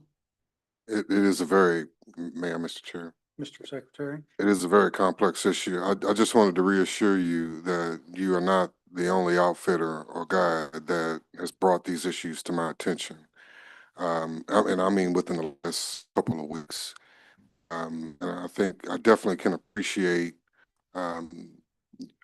your thoughts about trying to run a business and put inputs into the business and having no idea of what your output is going to look like because of the draw situation.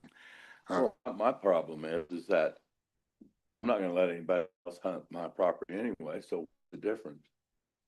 To give me my tag, to give me the tag. Why can't I just buy it? Nobody else is going to hunt it if they're not in the draw. I can assure you, there's nobody that's got a deer herd like I do in this state. I do it the way. And I appreciate that. I was just, It even bothers me more. well, I mean, it's kind of like the coyote situation. There's individuals on both sides of the spectrum, but I just wanted to reassure you that I'll be working with our biologists within the next 3 to 4 months to see if we can accommodate some of those same issues some of the issues that you have in providing those guidance services. Like I said, I'm not the only one, and it is at the forefront of my mind. Just curiosity, are all of your hunters out of state? All your clients, I mean, are they out Well, of state? except the kids. All the kids are from Kiowa, Pratt, Barber, and Comanche County. But yeah, Is that fairly typical of most all outfitters and guides, that the majority of their clients should be out of state? I can't tell you the answer to that because I pay attention to my business. Yeah. The ones I know. I'm not involved in other things. I mean, well, I'm a rancher basically is what I am. Yeah. But yeah. Well, I don't know them all, but you know, the ones I do know, I think the majority of their clients also are out of state, and that's, I think, fairly typical. That's the discussion I've had with an outfitter out of Southeast Kansas that has raised many of these same issues and leases a substantial amount of land, but doesn't have a guarantee of that he's going to make his money back. But is quite frankly forced to lease it year after year after year or lose it. But creates challenges when he can't get the same people back in year out. But and there's not many people in Kansas who will pay $7,500 or $10,000 for a deer hunt, but there's an unlimited supply out of state. who would like to come to Right. Kansas and are willing to write the checks. And it's just the nature of the business. I understand that. I do appreciate your comments and Thank you. your well-written logic. Thank you. Do we have other public comments? Mr. Dameron, before we move on, Secretary, if you don't mind, we'll take a. Oh, yes, Commissioner. yeah, I just, at one point, and this was before my tenure on the commission, Is that Kansas had landowner tags. And the landowner tags was based on a number of acreage. You got X amount, ability to purchase X amount of tags, deer tags based on acreage. And I'm really not privy. I don't know, maybe somebody on the commission knows why that went away. But that, I mean, you know, I think this gentleman makes a very strong property rights argument. I think, you know, landowners ought to have more control over what they can and can't do on their land. And this could easily be solved based on, you know, guaranteed, of course, they have to pay for them, but landowner permits to be used only on their land. It's not something that the landowner can sell and then transfer over so somebody ends up hunting on public property or somewhere else. But per their acreage, a landowner tag, which would give them certainty as far as the number of, you know, how they can manage their own wildlife herd based on those tags. I mean, what would be the downside of something like that, I would ask? Well, the complex, we get every year when we're looking at approving deer seasons for, and allocating between resident, non-resident, black powder, bow, rifle, muzzle loader, and the like, and you filter all those down to the number of allowable tags. And, you know, there is not an unlimited number of tags, even under that scenario, for private landowners or outfitters. And so I think even under that system, you're going to have people who don't get all the tags they want year in and year out. It's just not a guarantee that you can be a non-resident and come to Kansas year in and year out and hunt big bucks and not shoot the does. But yeah, and I'm not saying, and I guess maybe I didn't word that correctly. I'm not talking about allocating these tags for non-residents. I'm talking about strictly looking after our resident ranchers, farmers, rural community individuals. So I'm not, where they end up selling those tags, I guess their business model will be their business model. I'm mostly concerned that we look out for rural Kansans and how they can utilize their land. And if there's a stipulation that with each landowner tag, they have to fill X amount of antlerless permits. I mean, there's ways that, and I would defer to the biologists in that regard. And I'm not talking about, I mean, this gentleman says, hey, look, I know how many deer, I just come in and pick up my tags. I don't agree with just that type of a willy-nilly deal. But, you know, I think it used to be what, 1 tag per 100 acres or something along those lines. If we came up with some sort of a formula, and then those tags, if this gentleman wanted to have local 4-H kids come hunt them, if he wanted, you know, his family members from out of town, or he was able to sell them to in or out of state residents. I mean, what a landowner does with his property ought to be his business. And so I just think we ought to try to find some solution to this. And I think if we allowed, even if it's a limited number of landowner tags per acreage, it may not give the landowner everything they want, but we could still do it within, you know, our conservation model of deer harvest. And look at after Kansas citizens first, which is these landowners are. The gentleman's name that spoke. Ed Coburn. Ed. Yeah, I've got a question for you, Ed, if you could.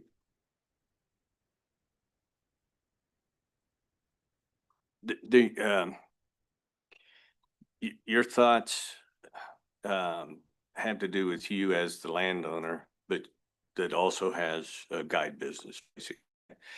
Well, what about guide businesses own the land but lease the land? What are your thoughts about? My thoughts on that? Yeah. I don't think it should be allowed. I think it's only the landowners that do their own hunting guide business, because unless you attach all the tags to the land, I mean, these guys know what land they've got. Mhm. What's wrong.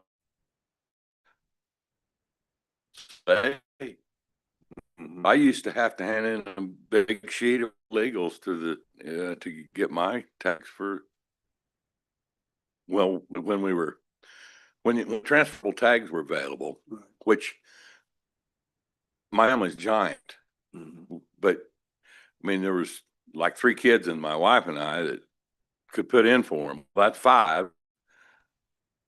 We wouldn't always get them, but a lot of times we'd draw. Mhm. Was all that, only had 5, but all it took was 80 to get one application put in, 80 acres. So, you know, I don't know. I understand the complexity of this. That's Mhm. not my issue. My issue is that I want to be able to run my business. Yeah, I'm interested in your thoughts, though, because you've Well, given it a lot of thought.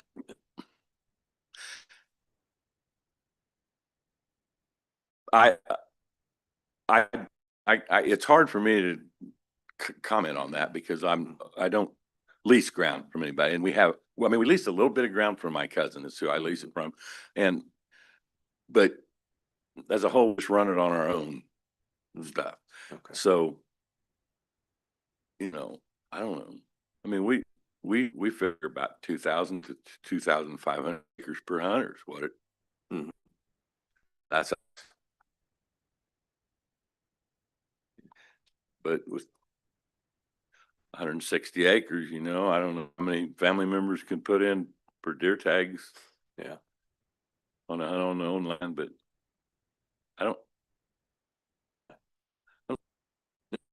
Interesting. It's a formula, you know, it takes some figuring out. I mean, pretty complex formula.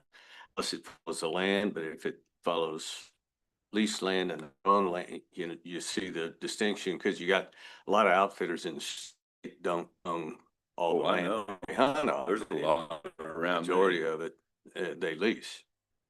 And all the land around my entire ranch, when it sells a lot of times, always sells for 25 to 40% more than any other land. Yeah.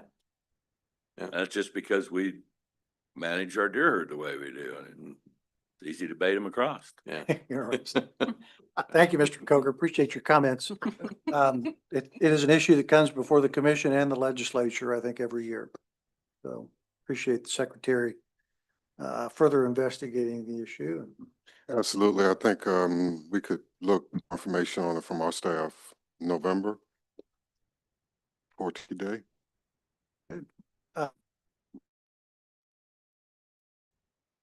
Public, I think we'll take a break and then everyone's going to come back re-energized to listen to you. Thank you, Mr. Chairman.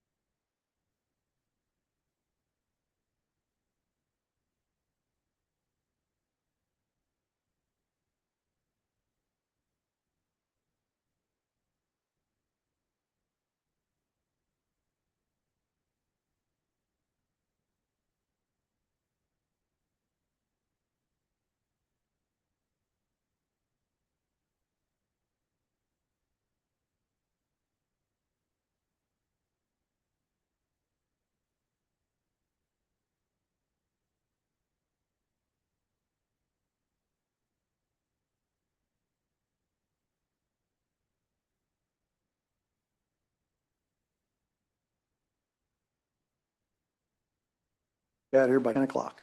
Mr. Secretary, Secretary's remark. Thank you, Mr. Chair.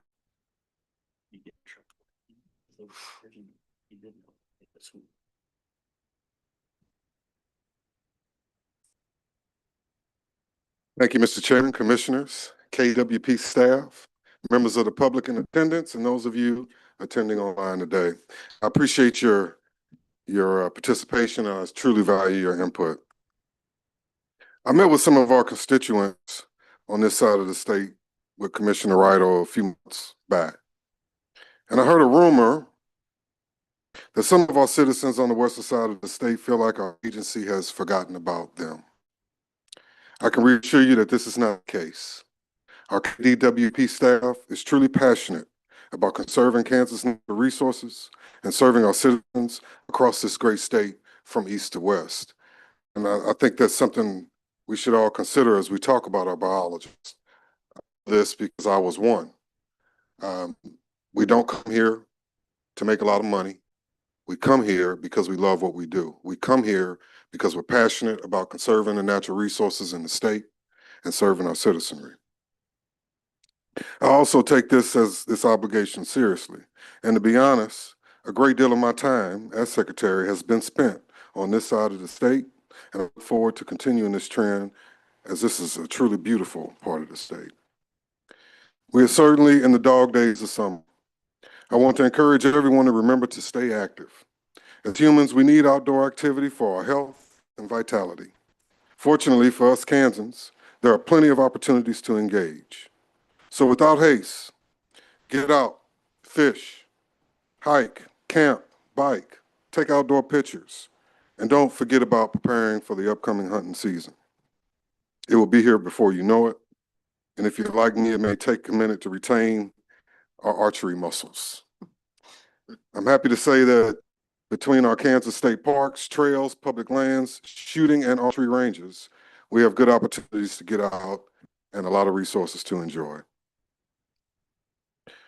On that note, I'm proud to recognize that the Flint Hills Trail State Park has been inducted into the Rails to Trails Conservancy Hall of Fame. Spanning 118 miles from Osawatomie to Harrington, it's the longest rail trail in Kansas. It's open year-round for hiking, biking, horseback riding, and electric mobility devices. It connects to the 51-mile Prairie Spirit Trail and makes a 169-mile trail network. No doubt, resources like this will help us drive rural tourism and our economic vitality.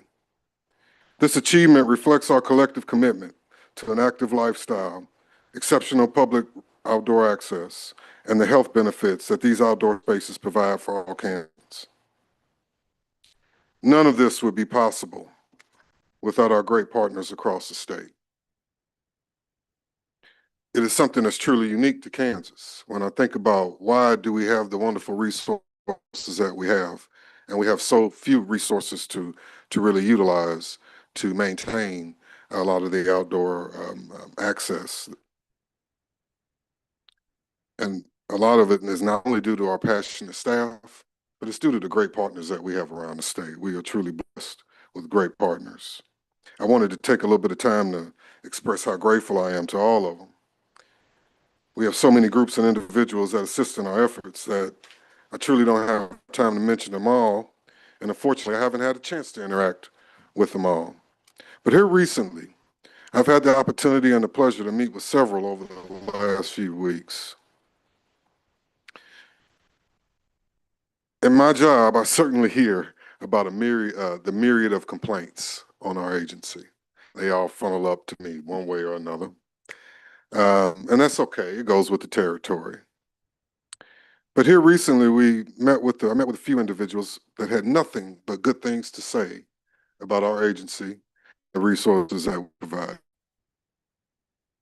The question, I acknowledge the equestrian volunteers and our Council Grove marina operator, Phil Trenton. Once again, they had nothing but good to say about the resources that we provide. Some even mentioned that we have some of the best trail riding opportunities within the whole nation, certainly within the Midwest. And they even compared us to states like Missouri, who have a lot more funding, a lot more staff, and a lot more resources, but don't have near the trail riding opportunities that we provide here in Kansas. It's something for us to be proud of. I know that particular day, our new director of parks was there with me as well. You know, it was a breath of fresh air to talk to a group that was truly happy with the opportunities that we provide.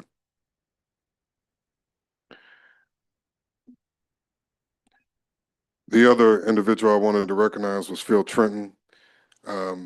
Phil does a lot with hunter education. He volunteers and does a lot of hunter education work for us. He does a lot of fishing clinics. He really has a zeal for working with youth, which is close to my heart as well. And it's individuals. I just wanted to highlight, and these are two individuals or two groups that I wanted to highlight, but there are many groups across the state that truly allow us to do this job as well as we do it. And so I just wanted to end this speech by thanking all of our partners across the state. And I wanted to acknowledge that we couldn't do our jobs without them. Thank them. Thank you. Thank you, Mr. Secretary. Any comments or questions from the commission? Thank you, sir. Appreciate it. Moving down the agenda, informational items. Talk about regulation 115-2-3 camping fees. We are the Kansas Department of Wildlife and Parks, and we have a new parks director, I believe, Connor O'Flanagan. Why don't you take an opportunity to introduce yourself to the group here and then proceed with your agenda item. Sure. Thank you, Mr. Chair, members of the commission. My name is Connor O'Flanagan, new state park director. Been in this position just about 3 months. Before then, I was a regional supervisor and then the manager at Clinton State Park. Been with the agency since 2019. So a lot of newer faces with the commission changing over here recently, but it's good to see everybody here. Thank you. Today, I'm here to talk about state park fees, more specifically KR 115-2-2 and 2-3. Just a second. Good, Jason. There we go. Trying to.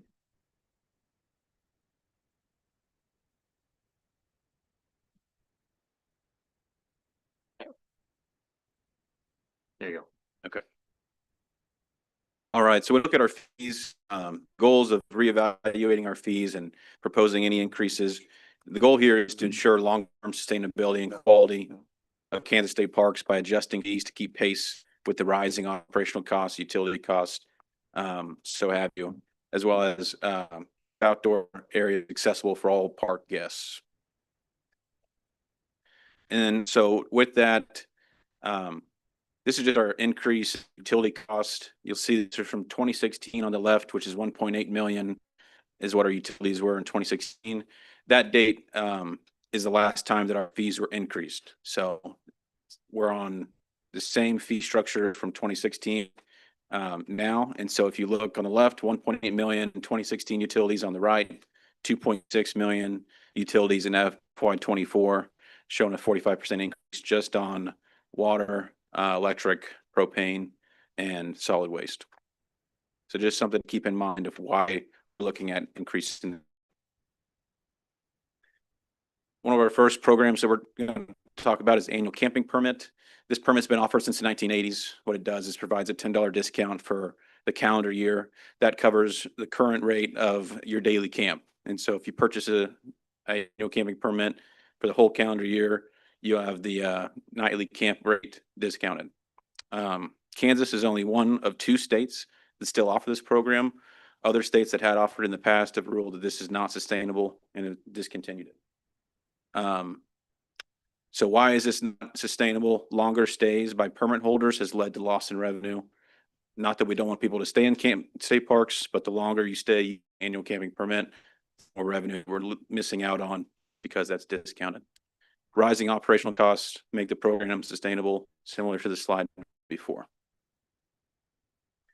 All right, and this goes, we'll look at the last 5 years, 2020 on the far left and going off all the way to 2024. This is the number of permits sold. It's going down, it hovers right around 3,500 to 4,000 permits on average. that are being sold each year. And with that, we're seeing those permit holders staying, like I said, longer periods of time. It used to be you might stay 30, 40 days max. Now you're staying upwards of 60 and 57 nights in our parks. And at the rate, after 20 nights, the permit pays itself off. And any after that is when we're losing the revenue. So if we look back in previous year, the loss of revenue by having this program is listed here. Most recently in 2024, the loss of $1.86 million by having this program. So the proposed change that we're looking for is to eliminate the annual camping permit altogether. All right. Next fee would be the daily camp rate. Currently, it's $9 on the left. This is Kansas. And several of these slides are going to be comparing our rate to states in our region. So it goes Kansas at $9, Nebraska is 15, Arkansas is 16, Missouri is 15, Colorado is 22, Iowa is 16, and Oklahoma is 18. So at that current rate, on the left, our overnight camp is $10. We're proposing to move that to 15. Back up real quick. We bumped that to 15. We're still going to be at or lower than our other states around us. And we still think that's going to be a really good offer for park users. So again, overnight camping, we're proposing to up that from $9 to 15. And then our utilities, a one utility site is $9. We're looking to bump to $11, a $2 increase. Two utility sites are 11, bump that to 13. And 3 utility sites are 12, bumping that to 15. And so the 3 utility is going to be a full hookups, water, sewer, electric. Right. Annual vehicle permits. So the main source of our revenue is camping. The next is going to be vehicle permits. And on the left end, this is Kansas. And so if you're an in-state resident, you could purchase it through the DMV, through the park passport at $15. So that's where that lower number is at. If you don't get it through the DMV or you're an out-of-state resident, you'll be paying the $25. Nebraska, their in-state residents are charged $35, out-of-state residents are $70. Arkansas, Missouri are none, mainly because they have dedicated funding to where they don't have to rely on these types of revenue sources. So if we had dedicated funding, we would be looking at other opportunities, but we at this time, and so that's why we're still continuing with annual vehicle permits. Colorado is $29 in-state, $80 for out-of-state. Iowa is a flat $40 rate for all individuals. Oklahoma, $60 for in-state, $75 for out-of-state. So again, our current program, so that's annual. So your annual vehicle permit is $25 right now. Through the DMV passport, which is Kansas residents only, is $15, gives you a $10 discount. Your senior or disabled annual vehicle is 50% of the annual vehicle rate. So currently that's $12.50. Your daily vehicle is 1/5 of the annual rate, which would be $5 with today's current program. And the senior and disabled is half that cost, which is $250. Our proposed change would increase the annual vehicle to $40. Still give a $10 discount if you get that through the DMVs. Residents would still be able to have that at only $30 instead of $40. And the senior disabled would be half the cost of the normal annual at $20. Your daily vehicle would continue to be 1/5 of the rate of an annual. So that'd be up to $8. And the senior and disabled would continue to be half the cost of the daily, which would be $4. Again, if we just back up real quick, at $40 for $30 for in-state and $40 for out-of-state, we're still relatively lower than our surrounding states, and we're comfortable with that level increase, and that we're not competing some of these other states. Right, 14-night camping permit along with our annual camp. This is another camping permit that gives a discount. Current program it's $110, and what that does, it'll give you the nightly discount for 14 nights. So essentially it'll give you 3 nights of your camping rate discounted. So our proposed change is to continue with the 14-night camping permit, but just we're gonna be adjusting that based off the proposed fee increase. That would bring it up $165. And part of that is we understand that a camping permit, if it goes away, there will be some individual which still want to have some type of discount or need some type of discount by having this. They will to use that. This isn't limited to only one camping permit per calendar year either. So if they still want to camp 28, more than that, they can get multiple 29 permits and use them as they wish. And so the reason we're not comparing any states, our rate on this is because no other state in our region has a night camping permit. Similar with the seasonal camping program, the other states around us, they don't offer this, but we do. So that's why I don't have any comparisons. Current program, it's a 3-tier pricing levels. Participants enter 30-day agreements with requirement to relocate every 14 days as traditional campers must. Contracts must be renewed monthly, and those participants retain their spot, provided they adhere to guidelines and standards. So a lot of the issue that we've heard on this is outcompeting or undercutting private campgrounds and making those grants not be able to compete with our rates. That's where we adjust this. Also, our proposal is to streamline the program to a single statewide tier instead of 3. With that, you're offering a $100 discount based on utility site type. Part of that $100 discount is because you can't apply 14-night camping permit to this as well. So seeing that they'd be missing out some of that discounted rate, we still have some form of discount for them. All right, so those are proposed changes. I understand we're going to be very limited on commission meetings now till the end of the year. We're looking to have some town halls just to meet with the public, talk about these changes and get their perspective, so they're aware of what these changes are going to look like. First 2 are scheduled already. Hillsdale State Park will be at their shooting range building on September 3rd at 5 p.m.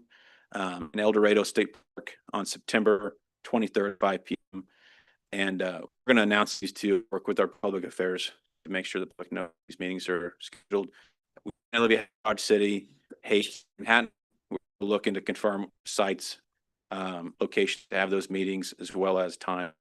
And so once we have those on there, we'll be sure to communicate that. If there's an event that we add additional sites to this, we'll communicate that as well. And with that, I'll stand for any questions. Appreciate your presentation, Connor. We have comments or questions from the commission? Commissioner Carpenter? Thank you, Mr. Chair. Could you back that up to the last slide there, that? Yeah. The red one, or the one right here? Yeah. So what does that involve? I guess I didn't. What is the seasonal camping program?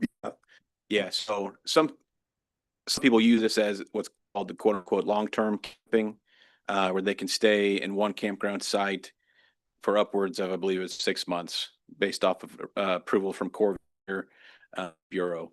And so if they choose to do that, they're not having to move their campsite, because the current regulation, stay in one camp for 14 days. After that, you have to vacate that campground for a minimum of 5 before you can return. So individuals that, say a lot of them out in Western Kansas as well, they may want to bring their camper down, or they live in Colorado and they want to camp. They'd rather bring their camper, park at, say, Cedar Bluff, start the camping season. They'll go home in the week. They want to haul it back and forth. So they'll go in this camping program, and it's paying that. The one utility charge is $680, 2 utilities, 7, 3 utilities, $800 is what we're proposing. And so they'd rather enroll in that type of program. They have it at El Dorado too. I think it's the refinery campground is where they have their long-term campsites. Is that any question? Somewhat. Okay.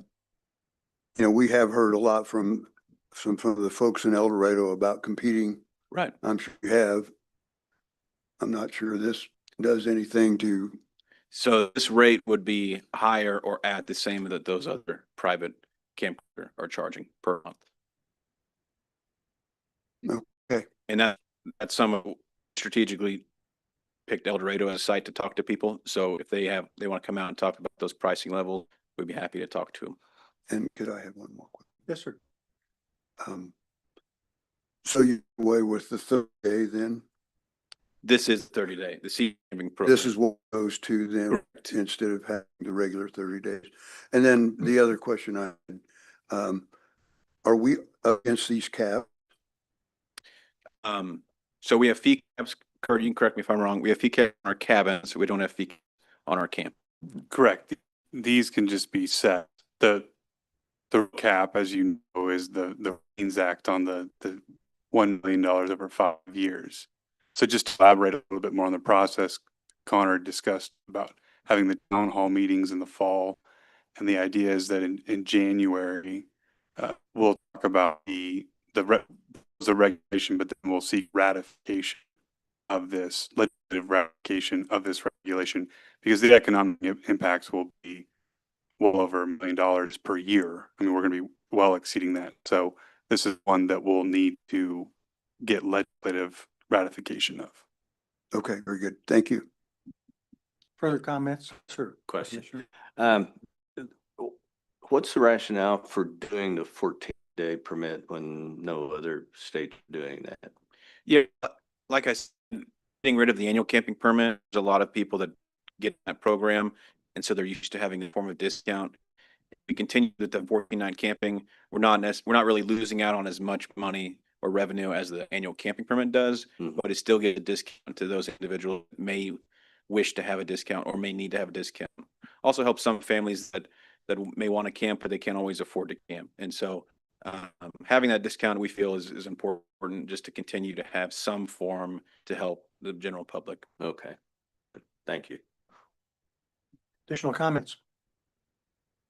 Thank you. Connor. All right, thank you. For your time.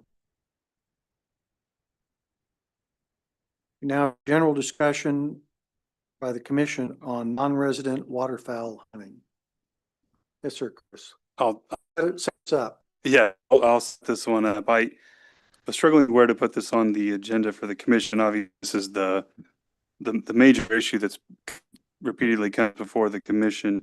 And so I put it here and mostly as just a placeholder for the commission to discuss what they were envisioning for the future. I will say that after the last meeting, there were a lot of Ryan Stuckey presented and had a number of questions about certain data. I didn't have his name on here, but interim, putting this agenda in today, he has come up with data. So if it's okay with the commission, I would like to start with him going over and answering many of your questions that you had from the last meeting and providing you which was fed to you, emailed to you, I believe last night in various forms. I also, too, before Ryan starts, want to just emphasize that this agency has always addressed this issue, not from a statewide perspective, but pressure on public land themselves. That's why public lands has been kind of spearheading the discussion of these changes over the years. So that has, just to give you a framing and an understanding of where the department has been historically, is that it isn't necessarily statewide, but focused on particular pressures at public lands. And with that, I'll hand it over to, if it's okay with the commission, to Ryan. Thank you, Ryan. Can you hear me? Yes, sir. All right. Thank you, Chairman, members of the commission, Wildlife and Park staff, and the visiting public. I'm Ryan Stuckey. I'm the Kansas Wildlife and Parks Public Land Director. And I'd like to follow up from the last meeting we had in June, where I went over several topics concerning the non-resident waterfowl hunting on public lands. And we covered a lot of information quick, and I had several questions afterwards, but we covered the waterfowl concerns. We talked about public lands versus private. We talked about our reference document, special uses. We talked about the timeline of how we got to proposing a regulation. We talked about some of what the other states are doing. We also talked a little bit about the statewide Kansas waterfowl stamp sales. And today, I'd like to, first of all, I want to apologize for not being there in person today. I couldn't make the travel, so I appreciate giving the opportunity to do it virtually. And so anyway, I'd like to be able to share Jason, do I need to try to share a screen, or are you pulling that up? I can go ahead and pull that up if you want me to. Are you doing the stamp sales summary? Yeah, please.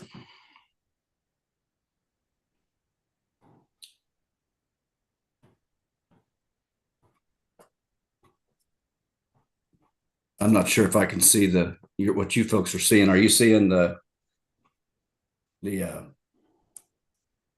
full graph there, the full chart? Yes. Okay. All right. So this chart is really this same information that was given in the last meeting. It just shows more of a timeline versus a bar chart for the years. And so I just want to go over that a little bit more and just clarify, especially the beginning of this timeline, where you see in 1987 up to 1990, we had an anomaly of high stamp sales. And I'm visiting with Tom Bedrowski, our statewide waterfowl coordinator. We're not sure exactly why we're showing so many stamp sales in, and it could be something, whether it be what we were considering a stamp sale at that time. We don't know that, but really the important part of this chart is to start at 1990. And at that, we started in 1990, we sold 23,141 stamps overall, and that was to resident and non-resident. In 2000, I believe around 2007, we started to separate how many non-residents of that total were buying Kansas waterfowl stamps. So we didn't separate that between 1987, or let's just say 1990 and 2007. So 2007 is where we're really starting the data on stamp sales. So, and we move on through 24 season, where we sold 41,000. And so basically we went from 23,000 to 41,000 in a matter of around 35 years. So let's go to the second slide.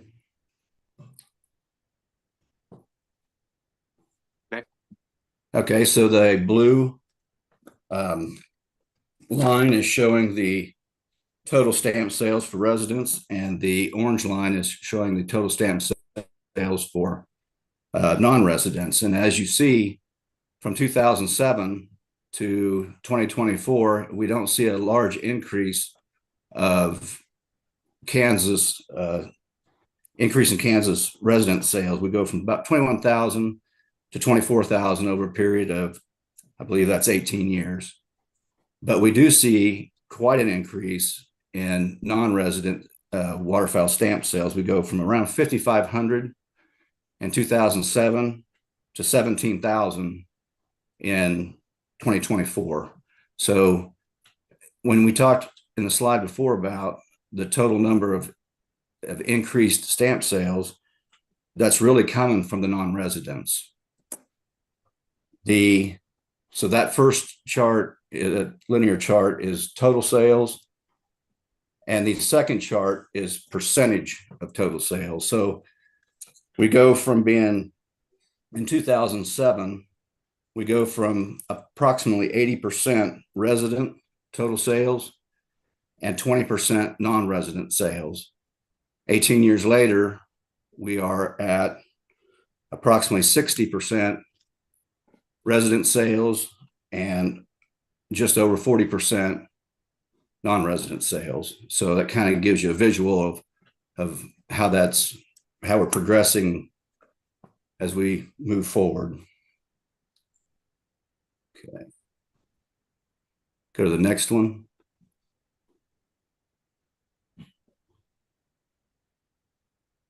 Go on to the, oh, is that I'm on to the next page. I thought you were able to see the whole page. Oh. So there's that graph there you're showing is the 80% and on to around 6%. This spreadsheet here, there's a lot of numbers on here, but what this is basically showing is by the state, and to better show how we want to compare kind of where the folks are coming from. Let's jump to the next slide.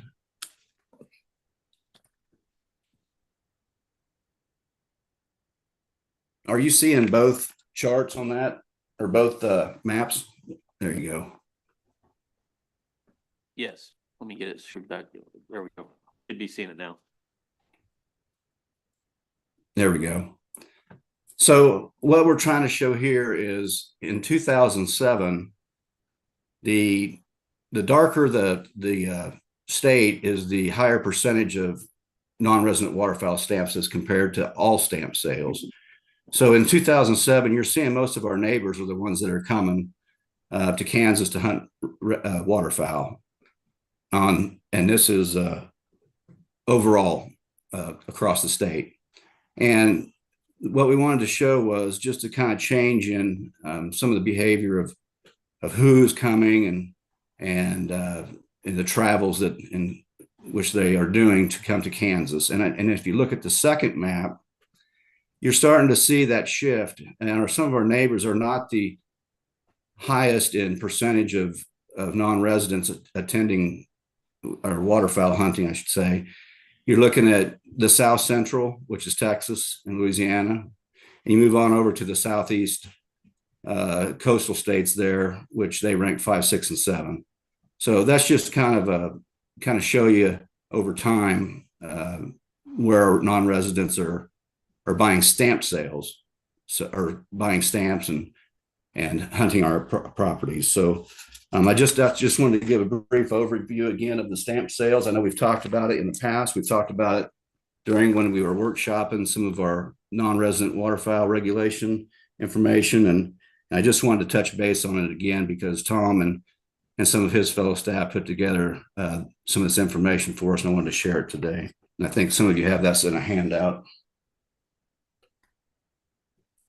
Okay, if we could go to, we're going to change gears here. I don't believe there's any more slides on that one. Nope. Yeah. We could go to the other handout. I apologize. This is not in a PowerPoint presentation form.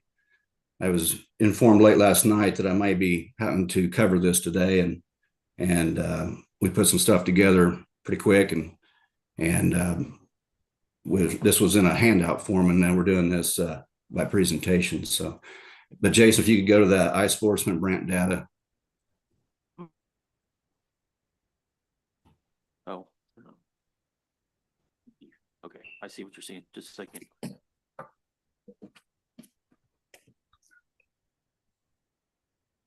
So while we're changing to the other data, this data that I'm going to be going over is not stamp sales. It's called hunter days.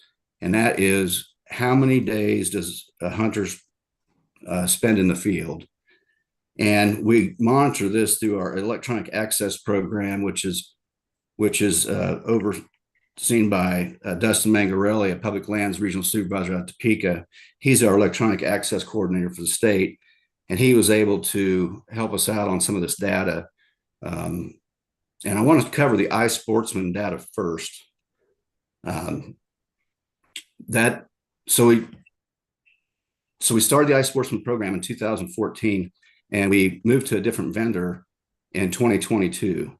And so I'm only going to be showing 2016 through 2021 iSportsman data because the first 2 years was implemented. That's the first time we've ever had an electronic check-in program. And we're really trying to get compliance with the hunters and get those folks aware of the program. And also we didn't have very many properties in the program. So it took us a couple of years to educate the public and a couple of years for us to get these other properties in the iSportsman program, electronic access program. So Dustin thought it was best if we left out 14 and 15 because the data really wasn't significant. And it didn't show very good numbers as far as just the amount of information that we had. So Dustin put together 2016 to 2021. And iSportsman, we're going to look at numbers statewide, and that's only on public property that has electronic check-in. So we look at we look at 2016, and this is the number of hunter days. Again, this is, and so we start out in 2016, and we're at 83% resident and 17% non-resident. And that's throughout the season, only on the electronic check-in properties that Public Lands has. And then we move on to 17, you start seeing the percentage of non-residents increasing, and you start seeing the percentage of residents decreasing. And we end in 2021 with 33.7% non-resident and 66.3% resident. And again, we will move to the Brant data here in just a minute, but I want to cover one other thing before we move to Brant, and that's in the next slide, Jason. So one of the things I talked about in stamp sales was our neighbors were a higher percentage of non-residents that were coming to Kansas to hunt. And this is hunter days again. So I want to show that this is consistent on hunter days as well. And then I'm going to compare this data in Brant here in a little bit. So as you see, Missouri was we had the highest attendance from Missouri, and then South Carolina, Louisiana. And then it changed. It's changing to those states as we get towards 2021. So we ended in 2021 with shifting from 30% Missouri down to 16%, and South Carolina went from around 4% to almost 12%. And then you can see the rest of the data. I just wanted to put that in there because that's the same type of shift we're seeing with the stamp sales, just showing that that's being consistent. Stamp sales was one thing, hunter days is completely different. And hunter days is the ones we've been talking about when we start talking about pressure and some of that. And so I want to move on to, I believe it's you might just scroll down just a little bit. Yeah. So statistically, I mentioned this before on Cheyenne Bottoms. In 2018, we were 56% residents, 44% non-residents. By the time we hit 2021, we were almost at 50-50, but non-residents outcompeted for hunter days at Cheyenne Bottoms by 1% or 2%. On the Neosho, we saw the same thing, and they went from 65% residents down to, it was a 50-50 by the time 3 years later, 2021. So we started seeing a pretty good shift. I presented those numbers in the last June meeting. So if we could scroll down. Yeah. So what I mentioned at the last meeting is we were really trying to get into Brant, our Brant system, and show really, because we didn't have a lot of information from Brant when we switched over. And so Dustin was able to actually mine some of that information out here recently. And we wanted to visit with you all about that today. And what we're seeing is for statewide in 2022, we were at 65.2% non-resident to 31.4% non-resident. And these numbers do not add up to 100% because we've taken out and excluded the full-time student and the active duty military stats. So none of these numbers will probably equal 100% if you compare the residents to non-residents. But we're pretty consistent with ending with iSportsman data and starting again with the Brant. I did say that we did not have 22 information, but Dustin was able to get to 22, some of it. You're going to see in some of the information that's coming up in the next 4 or 5 slides, there's going to be some blanks in some of the properties. In what you're seeing in the numbers chart at the top is we have, going to the right, we have Jamestown, Meridazine, and Neosho. We just wanted to use 3 properties for now just to kind of show you what the point I was kind of trying to make at the last meeting in the fact is, when are the hunters coming?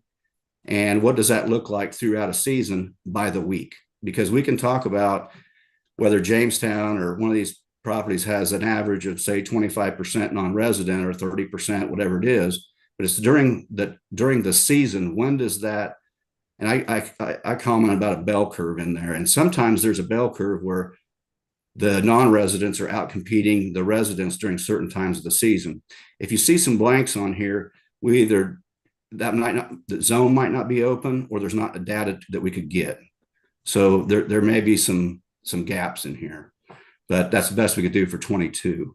But just to start out with, and we'll go to Jamestown, you're kind of seeing that once we get towards the end of the season, we start seeing a higher number of non-residents, and that may be due during that year's heavy migrations. But you are seeing that once we get into those heavier migrations, the non-residents increase quite a bit in the visitation to those properties.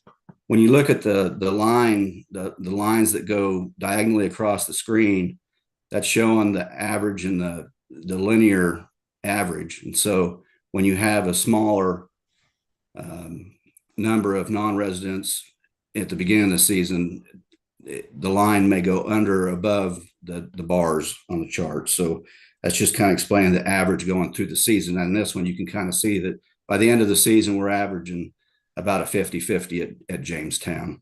And let's jump down to the next slide.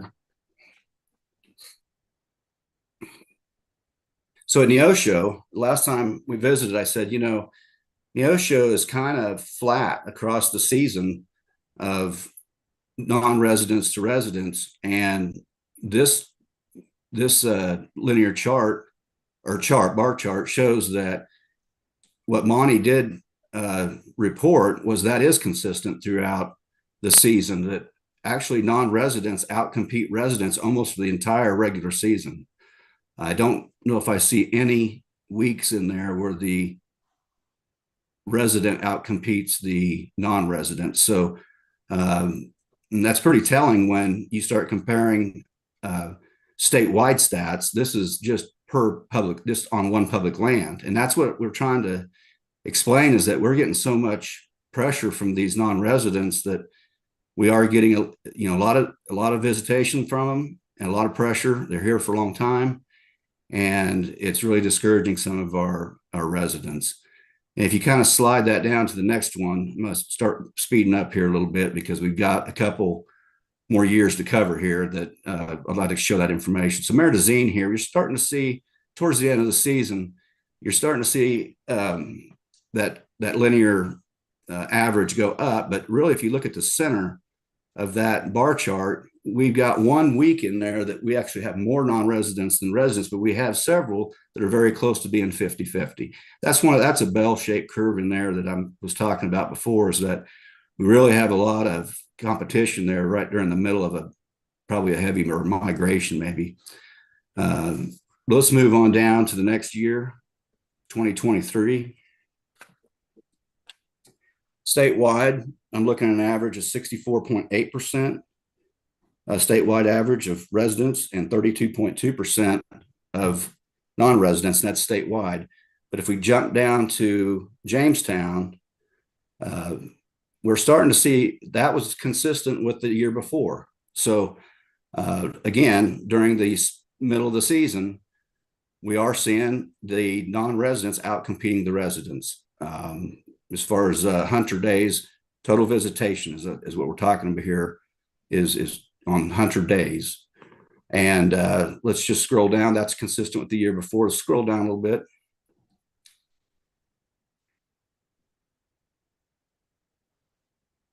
So we moved to Neosho. And again, that's exactly the way Monty had advised, that his numbers stay pretty consistent throughout the regular season. And that's what you're seeing. You're seeing from around that 1st of November till the end of the season, you're seeing these non-residents outcompeting the residents, and just more numbers there from the non-residents. And Again, consistent with the year before. Let's go down to the next one with Merzine. This one actually is showing that we are increasing from the year before, I believe, on the number of residents throughout the year, or number of non-residents throughout the year increasing, and the competition being there and them spending more hunter days there than they had before. And so Merzine is actually the one property out of the three that we're comparing here today that actually had an increase over the 3 years of percentage of non-resident hunters. So let's move on down to the next one, and that is 2024. And we've now dropped another percent of total statewide at 63.7% of residents and 32.4% non-residents. Let's go to Jamestown. You're starting to see that one still consistent with the other three. So again, what Matt's been reporting up there, Matt Farmer, the manager at Jamestown, he's been reporting is there's just a lot of non-residents that come around that area. And Lovewell is always, it's Lovewell north of there. It's really highly, it's our property that just, it's way more non-resident than residents. And that's been that way since the start of iSportsman, but we didn't include that one because that one's clear off the charts. But Jamestown here is consistent over the 3 years that we're showing here. And let's move on down to Neosho. And once again, Monty's explanation of what he's seeing in the field is correct. We see that kind of an average that he's averaging about the same, a little bit more in 24 on the resident side than we had in the previous years, but still, again, some high numbers that are above the state averages by far in the non-resident. I'm sorry, that was Merzine. Merzine is actually, that was an increase again. Sorry, I got the two mixed up there. That was an increase again. So Merzine went 3 years in a row increasing. And then exactly on the Neosho one, which is the bottom one, that is consistent. It's just that we're showing a higher number of non-residents than we showed in the two slides before of Neosho. And you can see on the one there, we have 81% non-residents in 1 week. There's several there that are pretty far skewed. Being what I mean by that is that you've got way more non-residents than you do residents. And I think Monty and Travis have been expressing this for many years, especially when they moved from 2018 to 2019 with numbers we just talked about earlier. And now we're seeing this. And so Neosho has a gradual increase, but again, what Monty's reporting is very much true. And the fact is non-residents really do take up a lot of the hunter days and areas to hunt there. That's all I had on the charts. I just wanted you to see what we've got so far. Again, Dustin Mangarelli is we're working to try to get more data from Brant.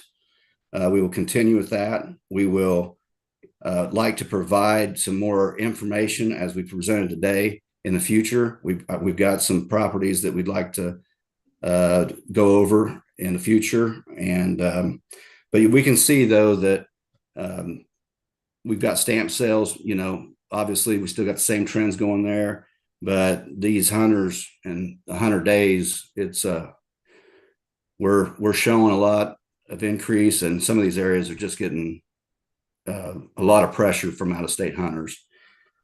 That's all about all the information I have right now. Again, we're going to be providing some more information in the future. It's going to take us a little bit. We've got to finish up some stuff for the summer, and we'll be diving into more of this here in the next couple of months. But appreciate you giving an opportunity to go over some of this today. And if you have any questions, I hope I can answer them. Curtis, you want to see questions and comments from the commission as we start down this path again? Is that where we're at? If that's what you'd like to do, that's fine. Okay. Commissioner Carpenter, you want to ask questions, make comments, or lead us off? But all the above? Yeah. First of all, I want to thank everybody for their hard work on this. I think sometimes when we start looking at these graphs and stuff, everybody's eyes glaze over and roll back in their head and they tune out. But I do want to appreciate obviously the commission work on this in the department. Obviously, it's an issue with our resident waterfowl folks. So I just want to thank everybody for kind of being drug along into this conversation. One of my questions is on the first bank of slides, you have the state waterfowl, Kansas waterfowl stamp sales by state from 2007 to 2024.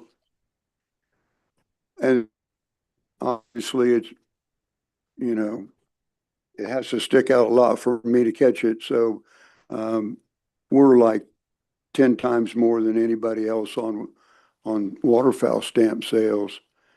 Is that some kind of anomaly, or is that a mistake, or what? We've got starting in 2007, 20,000 waterfowl. Other states have a state waterfowl. It goes up there to 23,000. What is the explanation for that? I would ask and clarify. I think the columns for the state are where purchasers of the Kansas stamp come from. Is that? So we've got Kansas residents in 2007 purchased 20,769 stamps. The other numbers come from non-residents. I see. Okay, thank you for that. So a That bigger should, number there is Missouri. so that's 18 from, or 81 from Alabama that came to Kansas and bought a state waterfowl stamp. That's my read of it.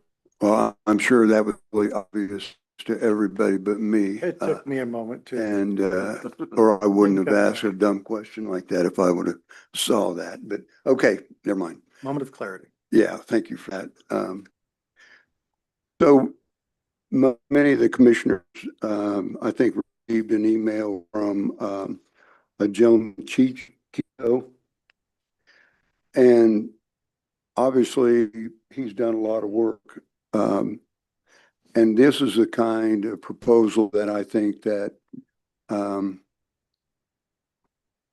we could and should adopt, is this proposal.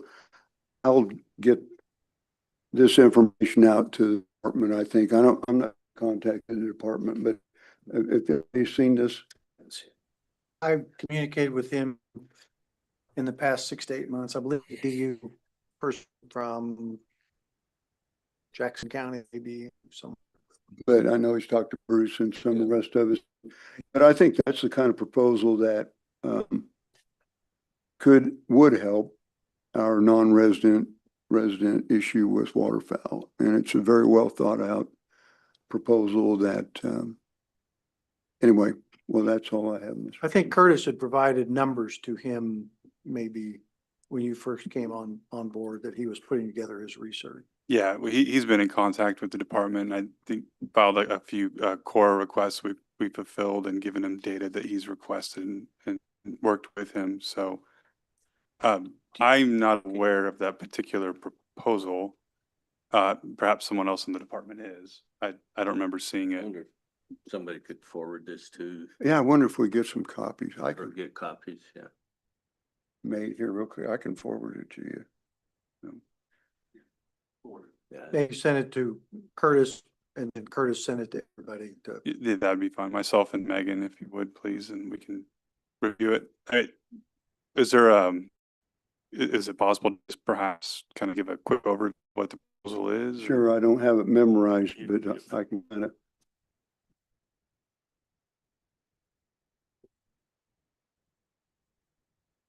So, $100 non-resident public lands waterfowl stamp, revenue allocations directly, and I'm not sure we can do any of that, but directly dedicated to conservation, data collection.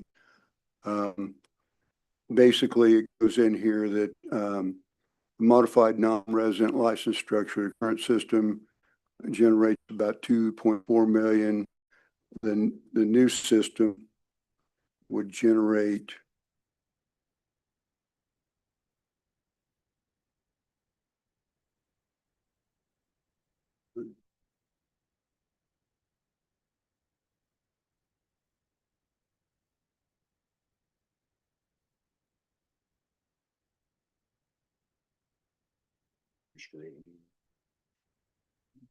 Yeah, I just need to get this out to folks. Okay, thank you. I'll get it to you. Further comments from the commissioners? I guess questions or comments? Yes, sir. Okay. Either one. I guess the question I would have, or maybe it's a comment, is what do I conclude from the information I get, and what should our objective be as we evaluate changes to this? And so I guess the question is, I'm curious what other people think. I mean, my conclusion is, or maybe it's more of a question, doesn't matter. But we're getting a lot of pressure on our public lands. So is it overpressure that we're trying to deal with, or is it the ratio of resident to non-resident? And then just the comment, it seems on public lands, Kansas residents ought to have some sort of priority. We don't want to see our Kansas residents squeezed off our Kansas lands. I mean, they're the taxpayer.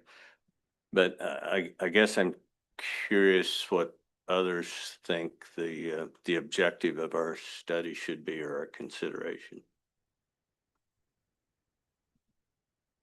I think one of the perceptions that has been out there in hearings in the legislature for the commission is that we still have, residents outnumber the non-residents, but we have an increasing number of non-residents who come to Kansas for an extended period of time. So it's not coming in to hunt a weekend, they're coming in to hunt a week or a significant portion of the season. And I think some of that because they're getting pushed out of their own states or our surrounding states that have taken steps to protect hunting habitat for the residents versus non-residents. And so that by process of elimination, you're seeing more people coming to Kansas because we have good waterways, and certainly the Cheyenne Bottoms and what we have in southeast Kansas are very attractive to resident and non-residents. But in particular, you look at southeast Kansas with a lot of people coming from Arkansas, Louisiana, Texas, Missouri, the like, puts a lot of pressure down there.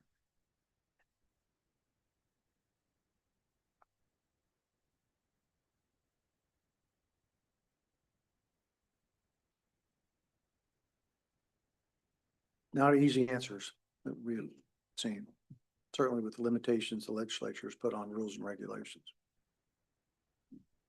If I might, just a question just glancing at this, is this proposal kind of mirroring what they do in Arkansas in effect? A lot of it is taken from other states, what other states have done.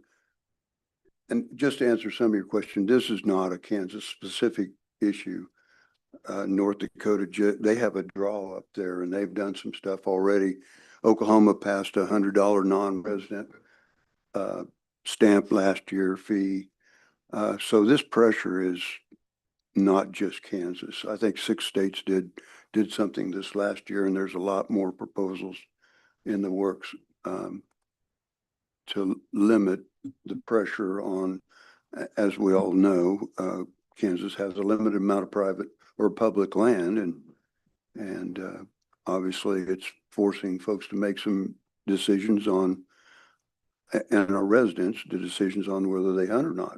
It's about that simple. And with all these states around us already implementing these changes, we need to really act fast, make something happen, or we are going to get all that increased pressure, the overflow out of those states, the hunters that can't get access there. We're still wide open to all of them. So we have to act fast and get something done, or it's going to keep getting worse.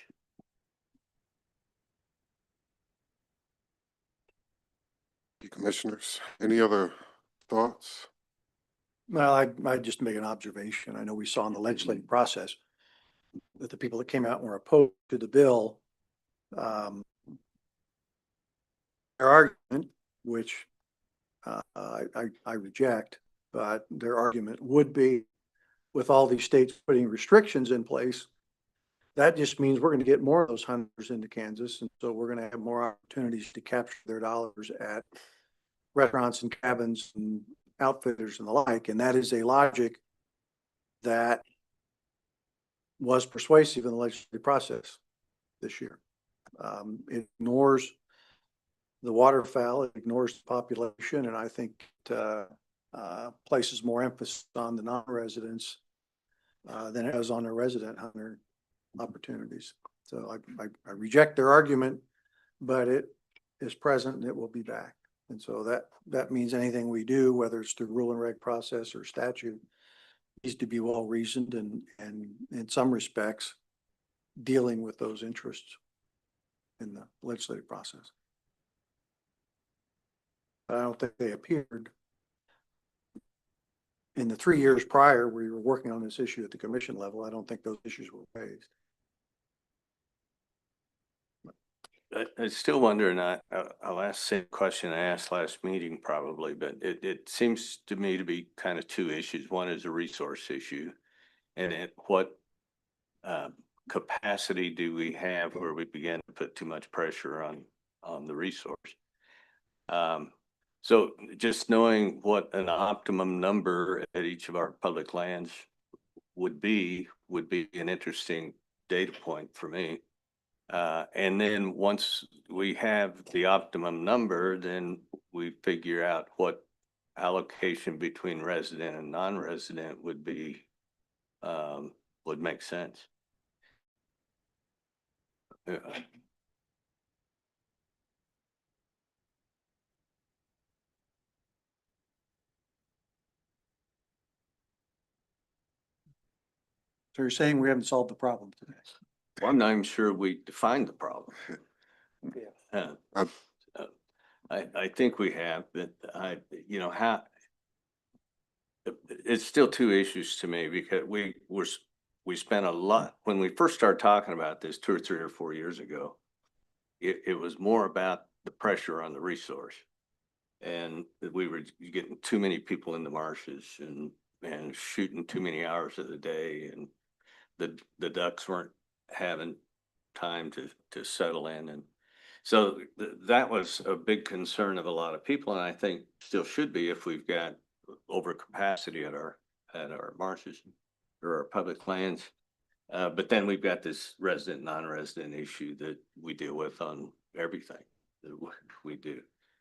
And it seems to me they kind of blended, but again, repeating myself, if we just knew what the optimum capacity, that great starting point for me.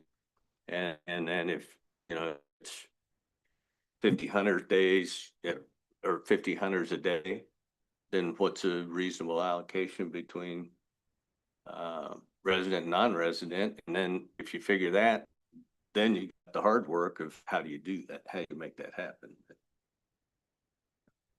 Exactly. Yeah. It's been anecdotal at the hearings that we've had, but we've certainly had people testify that they come up to their favorite place to hunt, whether it's on Redmond Reservoir or some other place.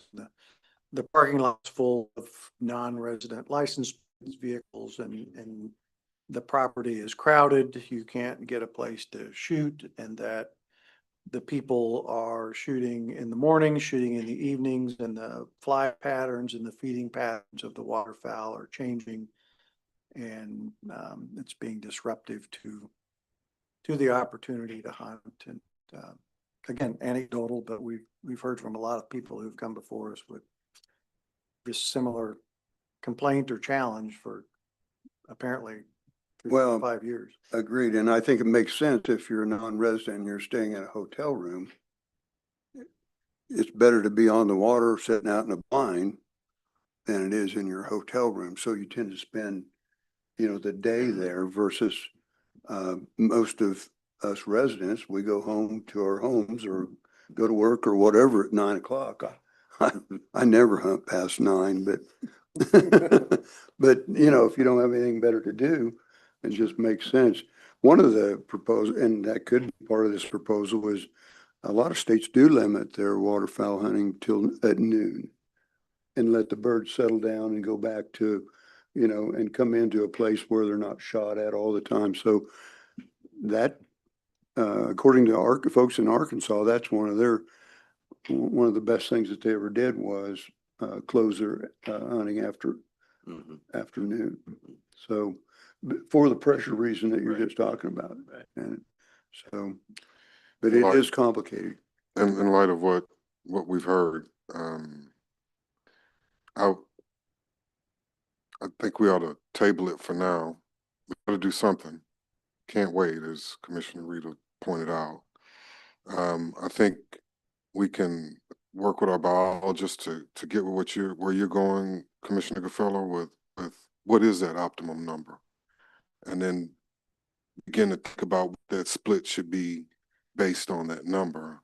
I would also like to take some time, Commissioner Carpenter, you're right, in that all the states around us are dealing with the same issue. It's not like we're the only ones dealing with it. And many of them haven't been dealing with it for the last 3 years. And there's probably proposals being worked behind the scenes that we haven't been privy to. And so I'd like another opportunity to kind of look at what other states are doing currently and maybe glean what they're thinking about for the future. But I think if we've got those different pieces of information, it may empower us to plot our path forward. Is it something that we want to do through the regulatory process, or do we need to go back and try to run it through legislatively? And if we do a legislative, I would like to see something that the commission could agree on by the session. I think that would behoove us if we did run a bill and need to run a bill. And I think we're going to need to, because it's obviously going to be over the $250,000 threshold. And I just think it would be better if the commission agreed on a solution and we could actually say, this is what the Wildlife and Parks Commission put forward in the department. And that would add a little more credence to the legislative process. I think it's certainly in particular surrounding states, but quite frankly, I think states from Canada to Mexico have implemented some kind of proposals in this area.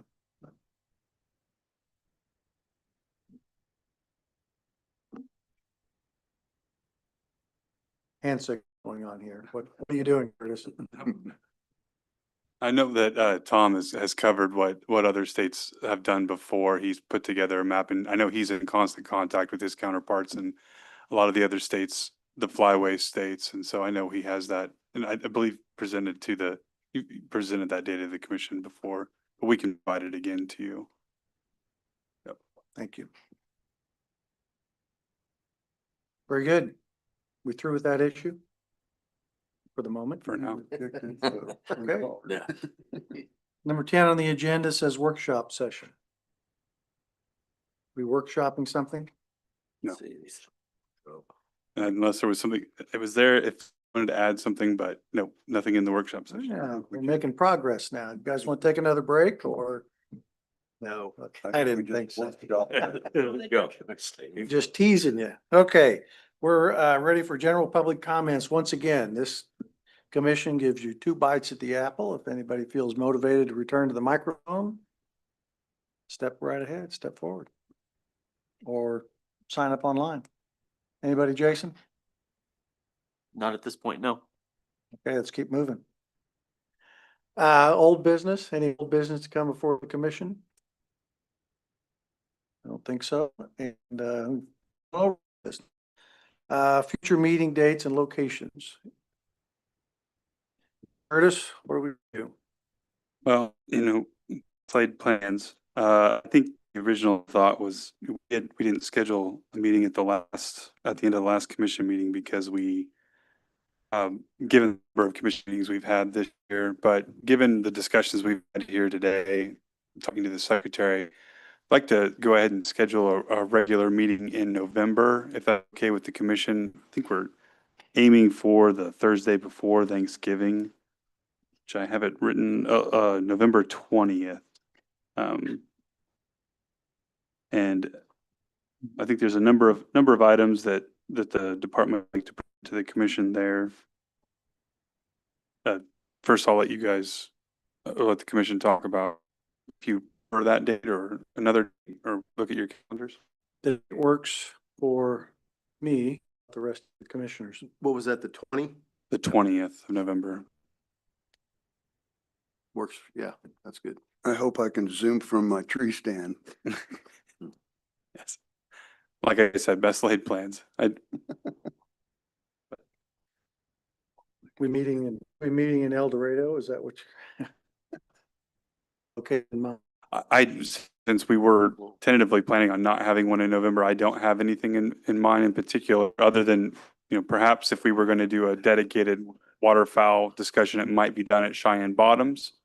But if we're going to have just a regular meeting, if the commission wants to look, and I can look into doing something.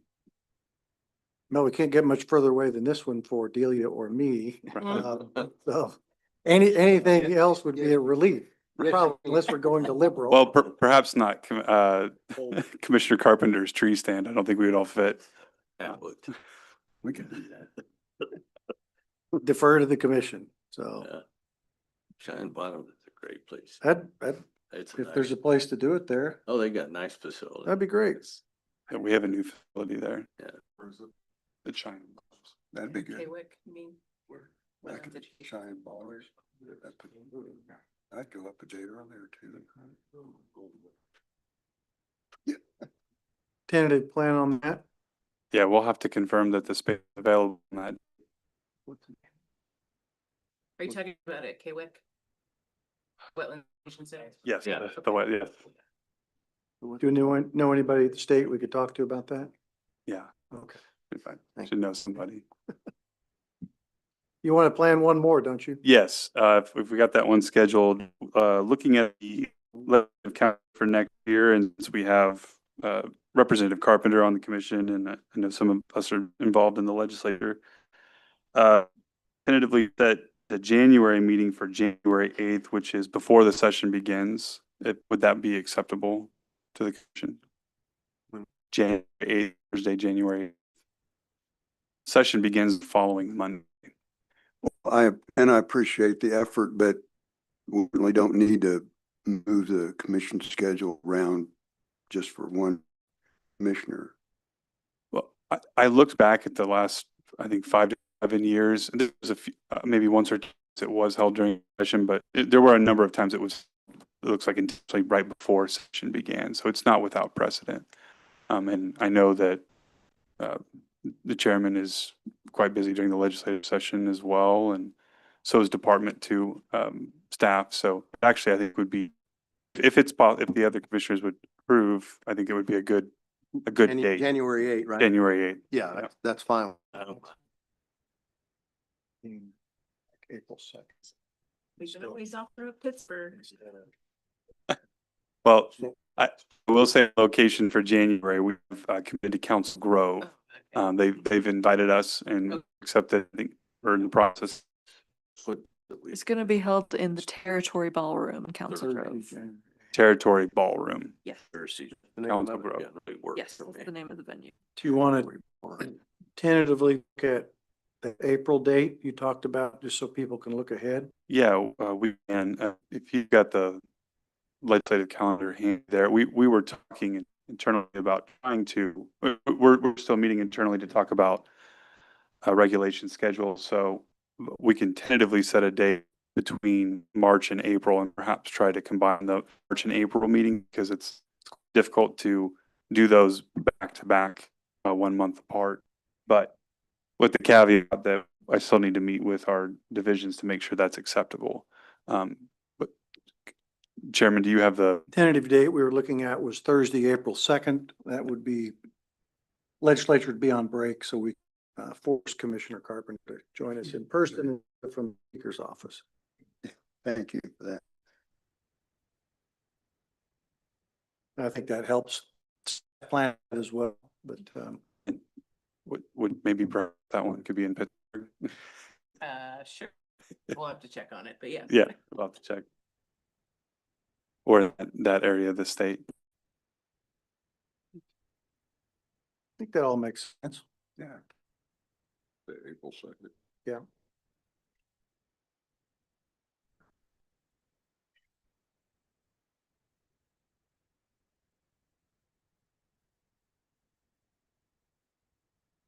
Anything else for the good order?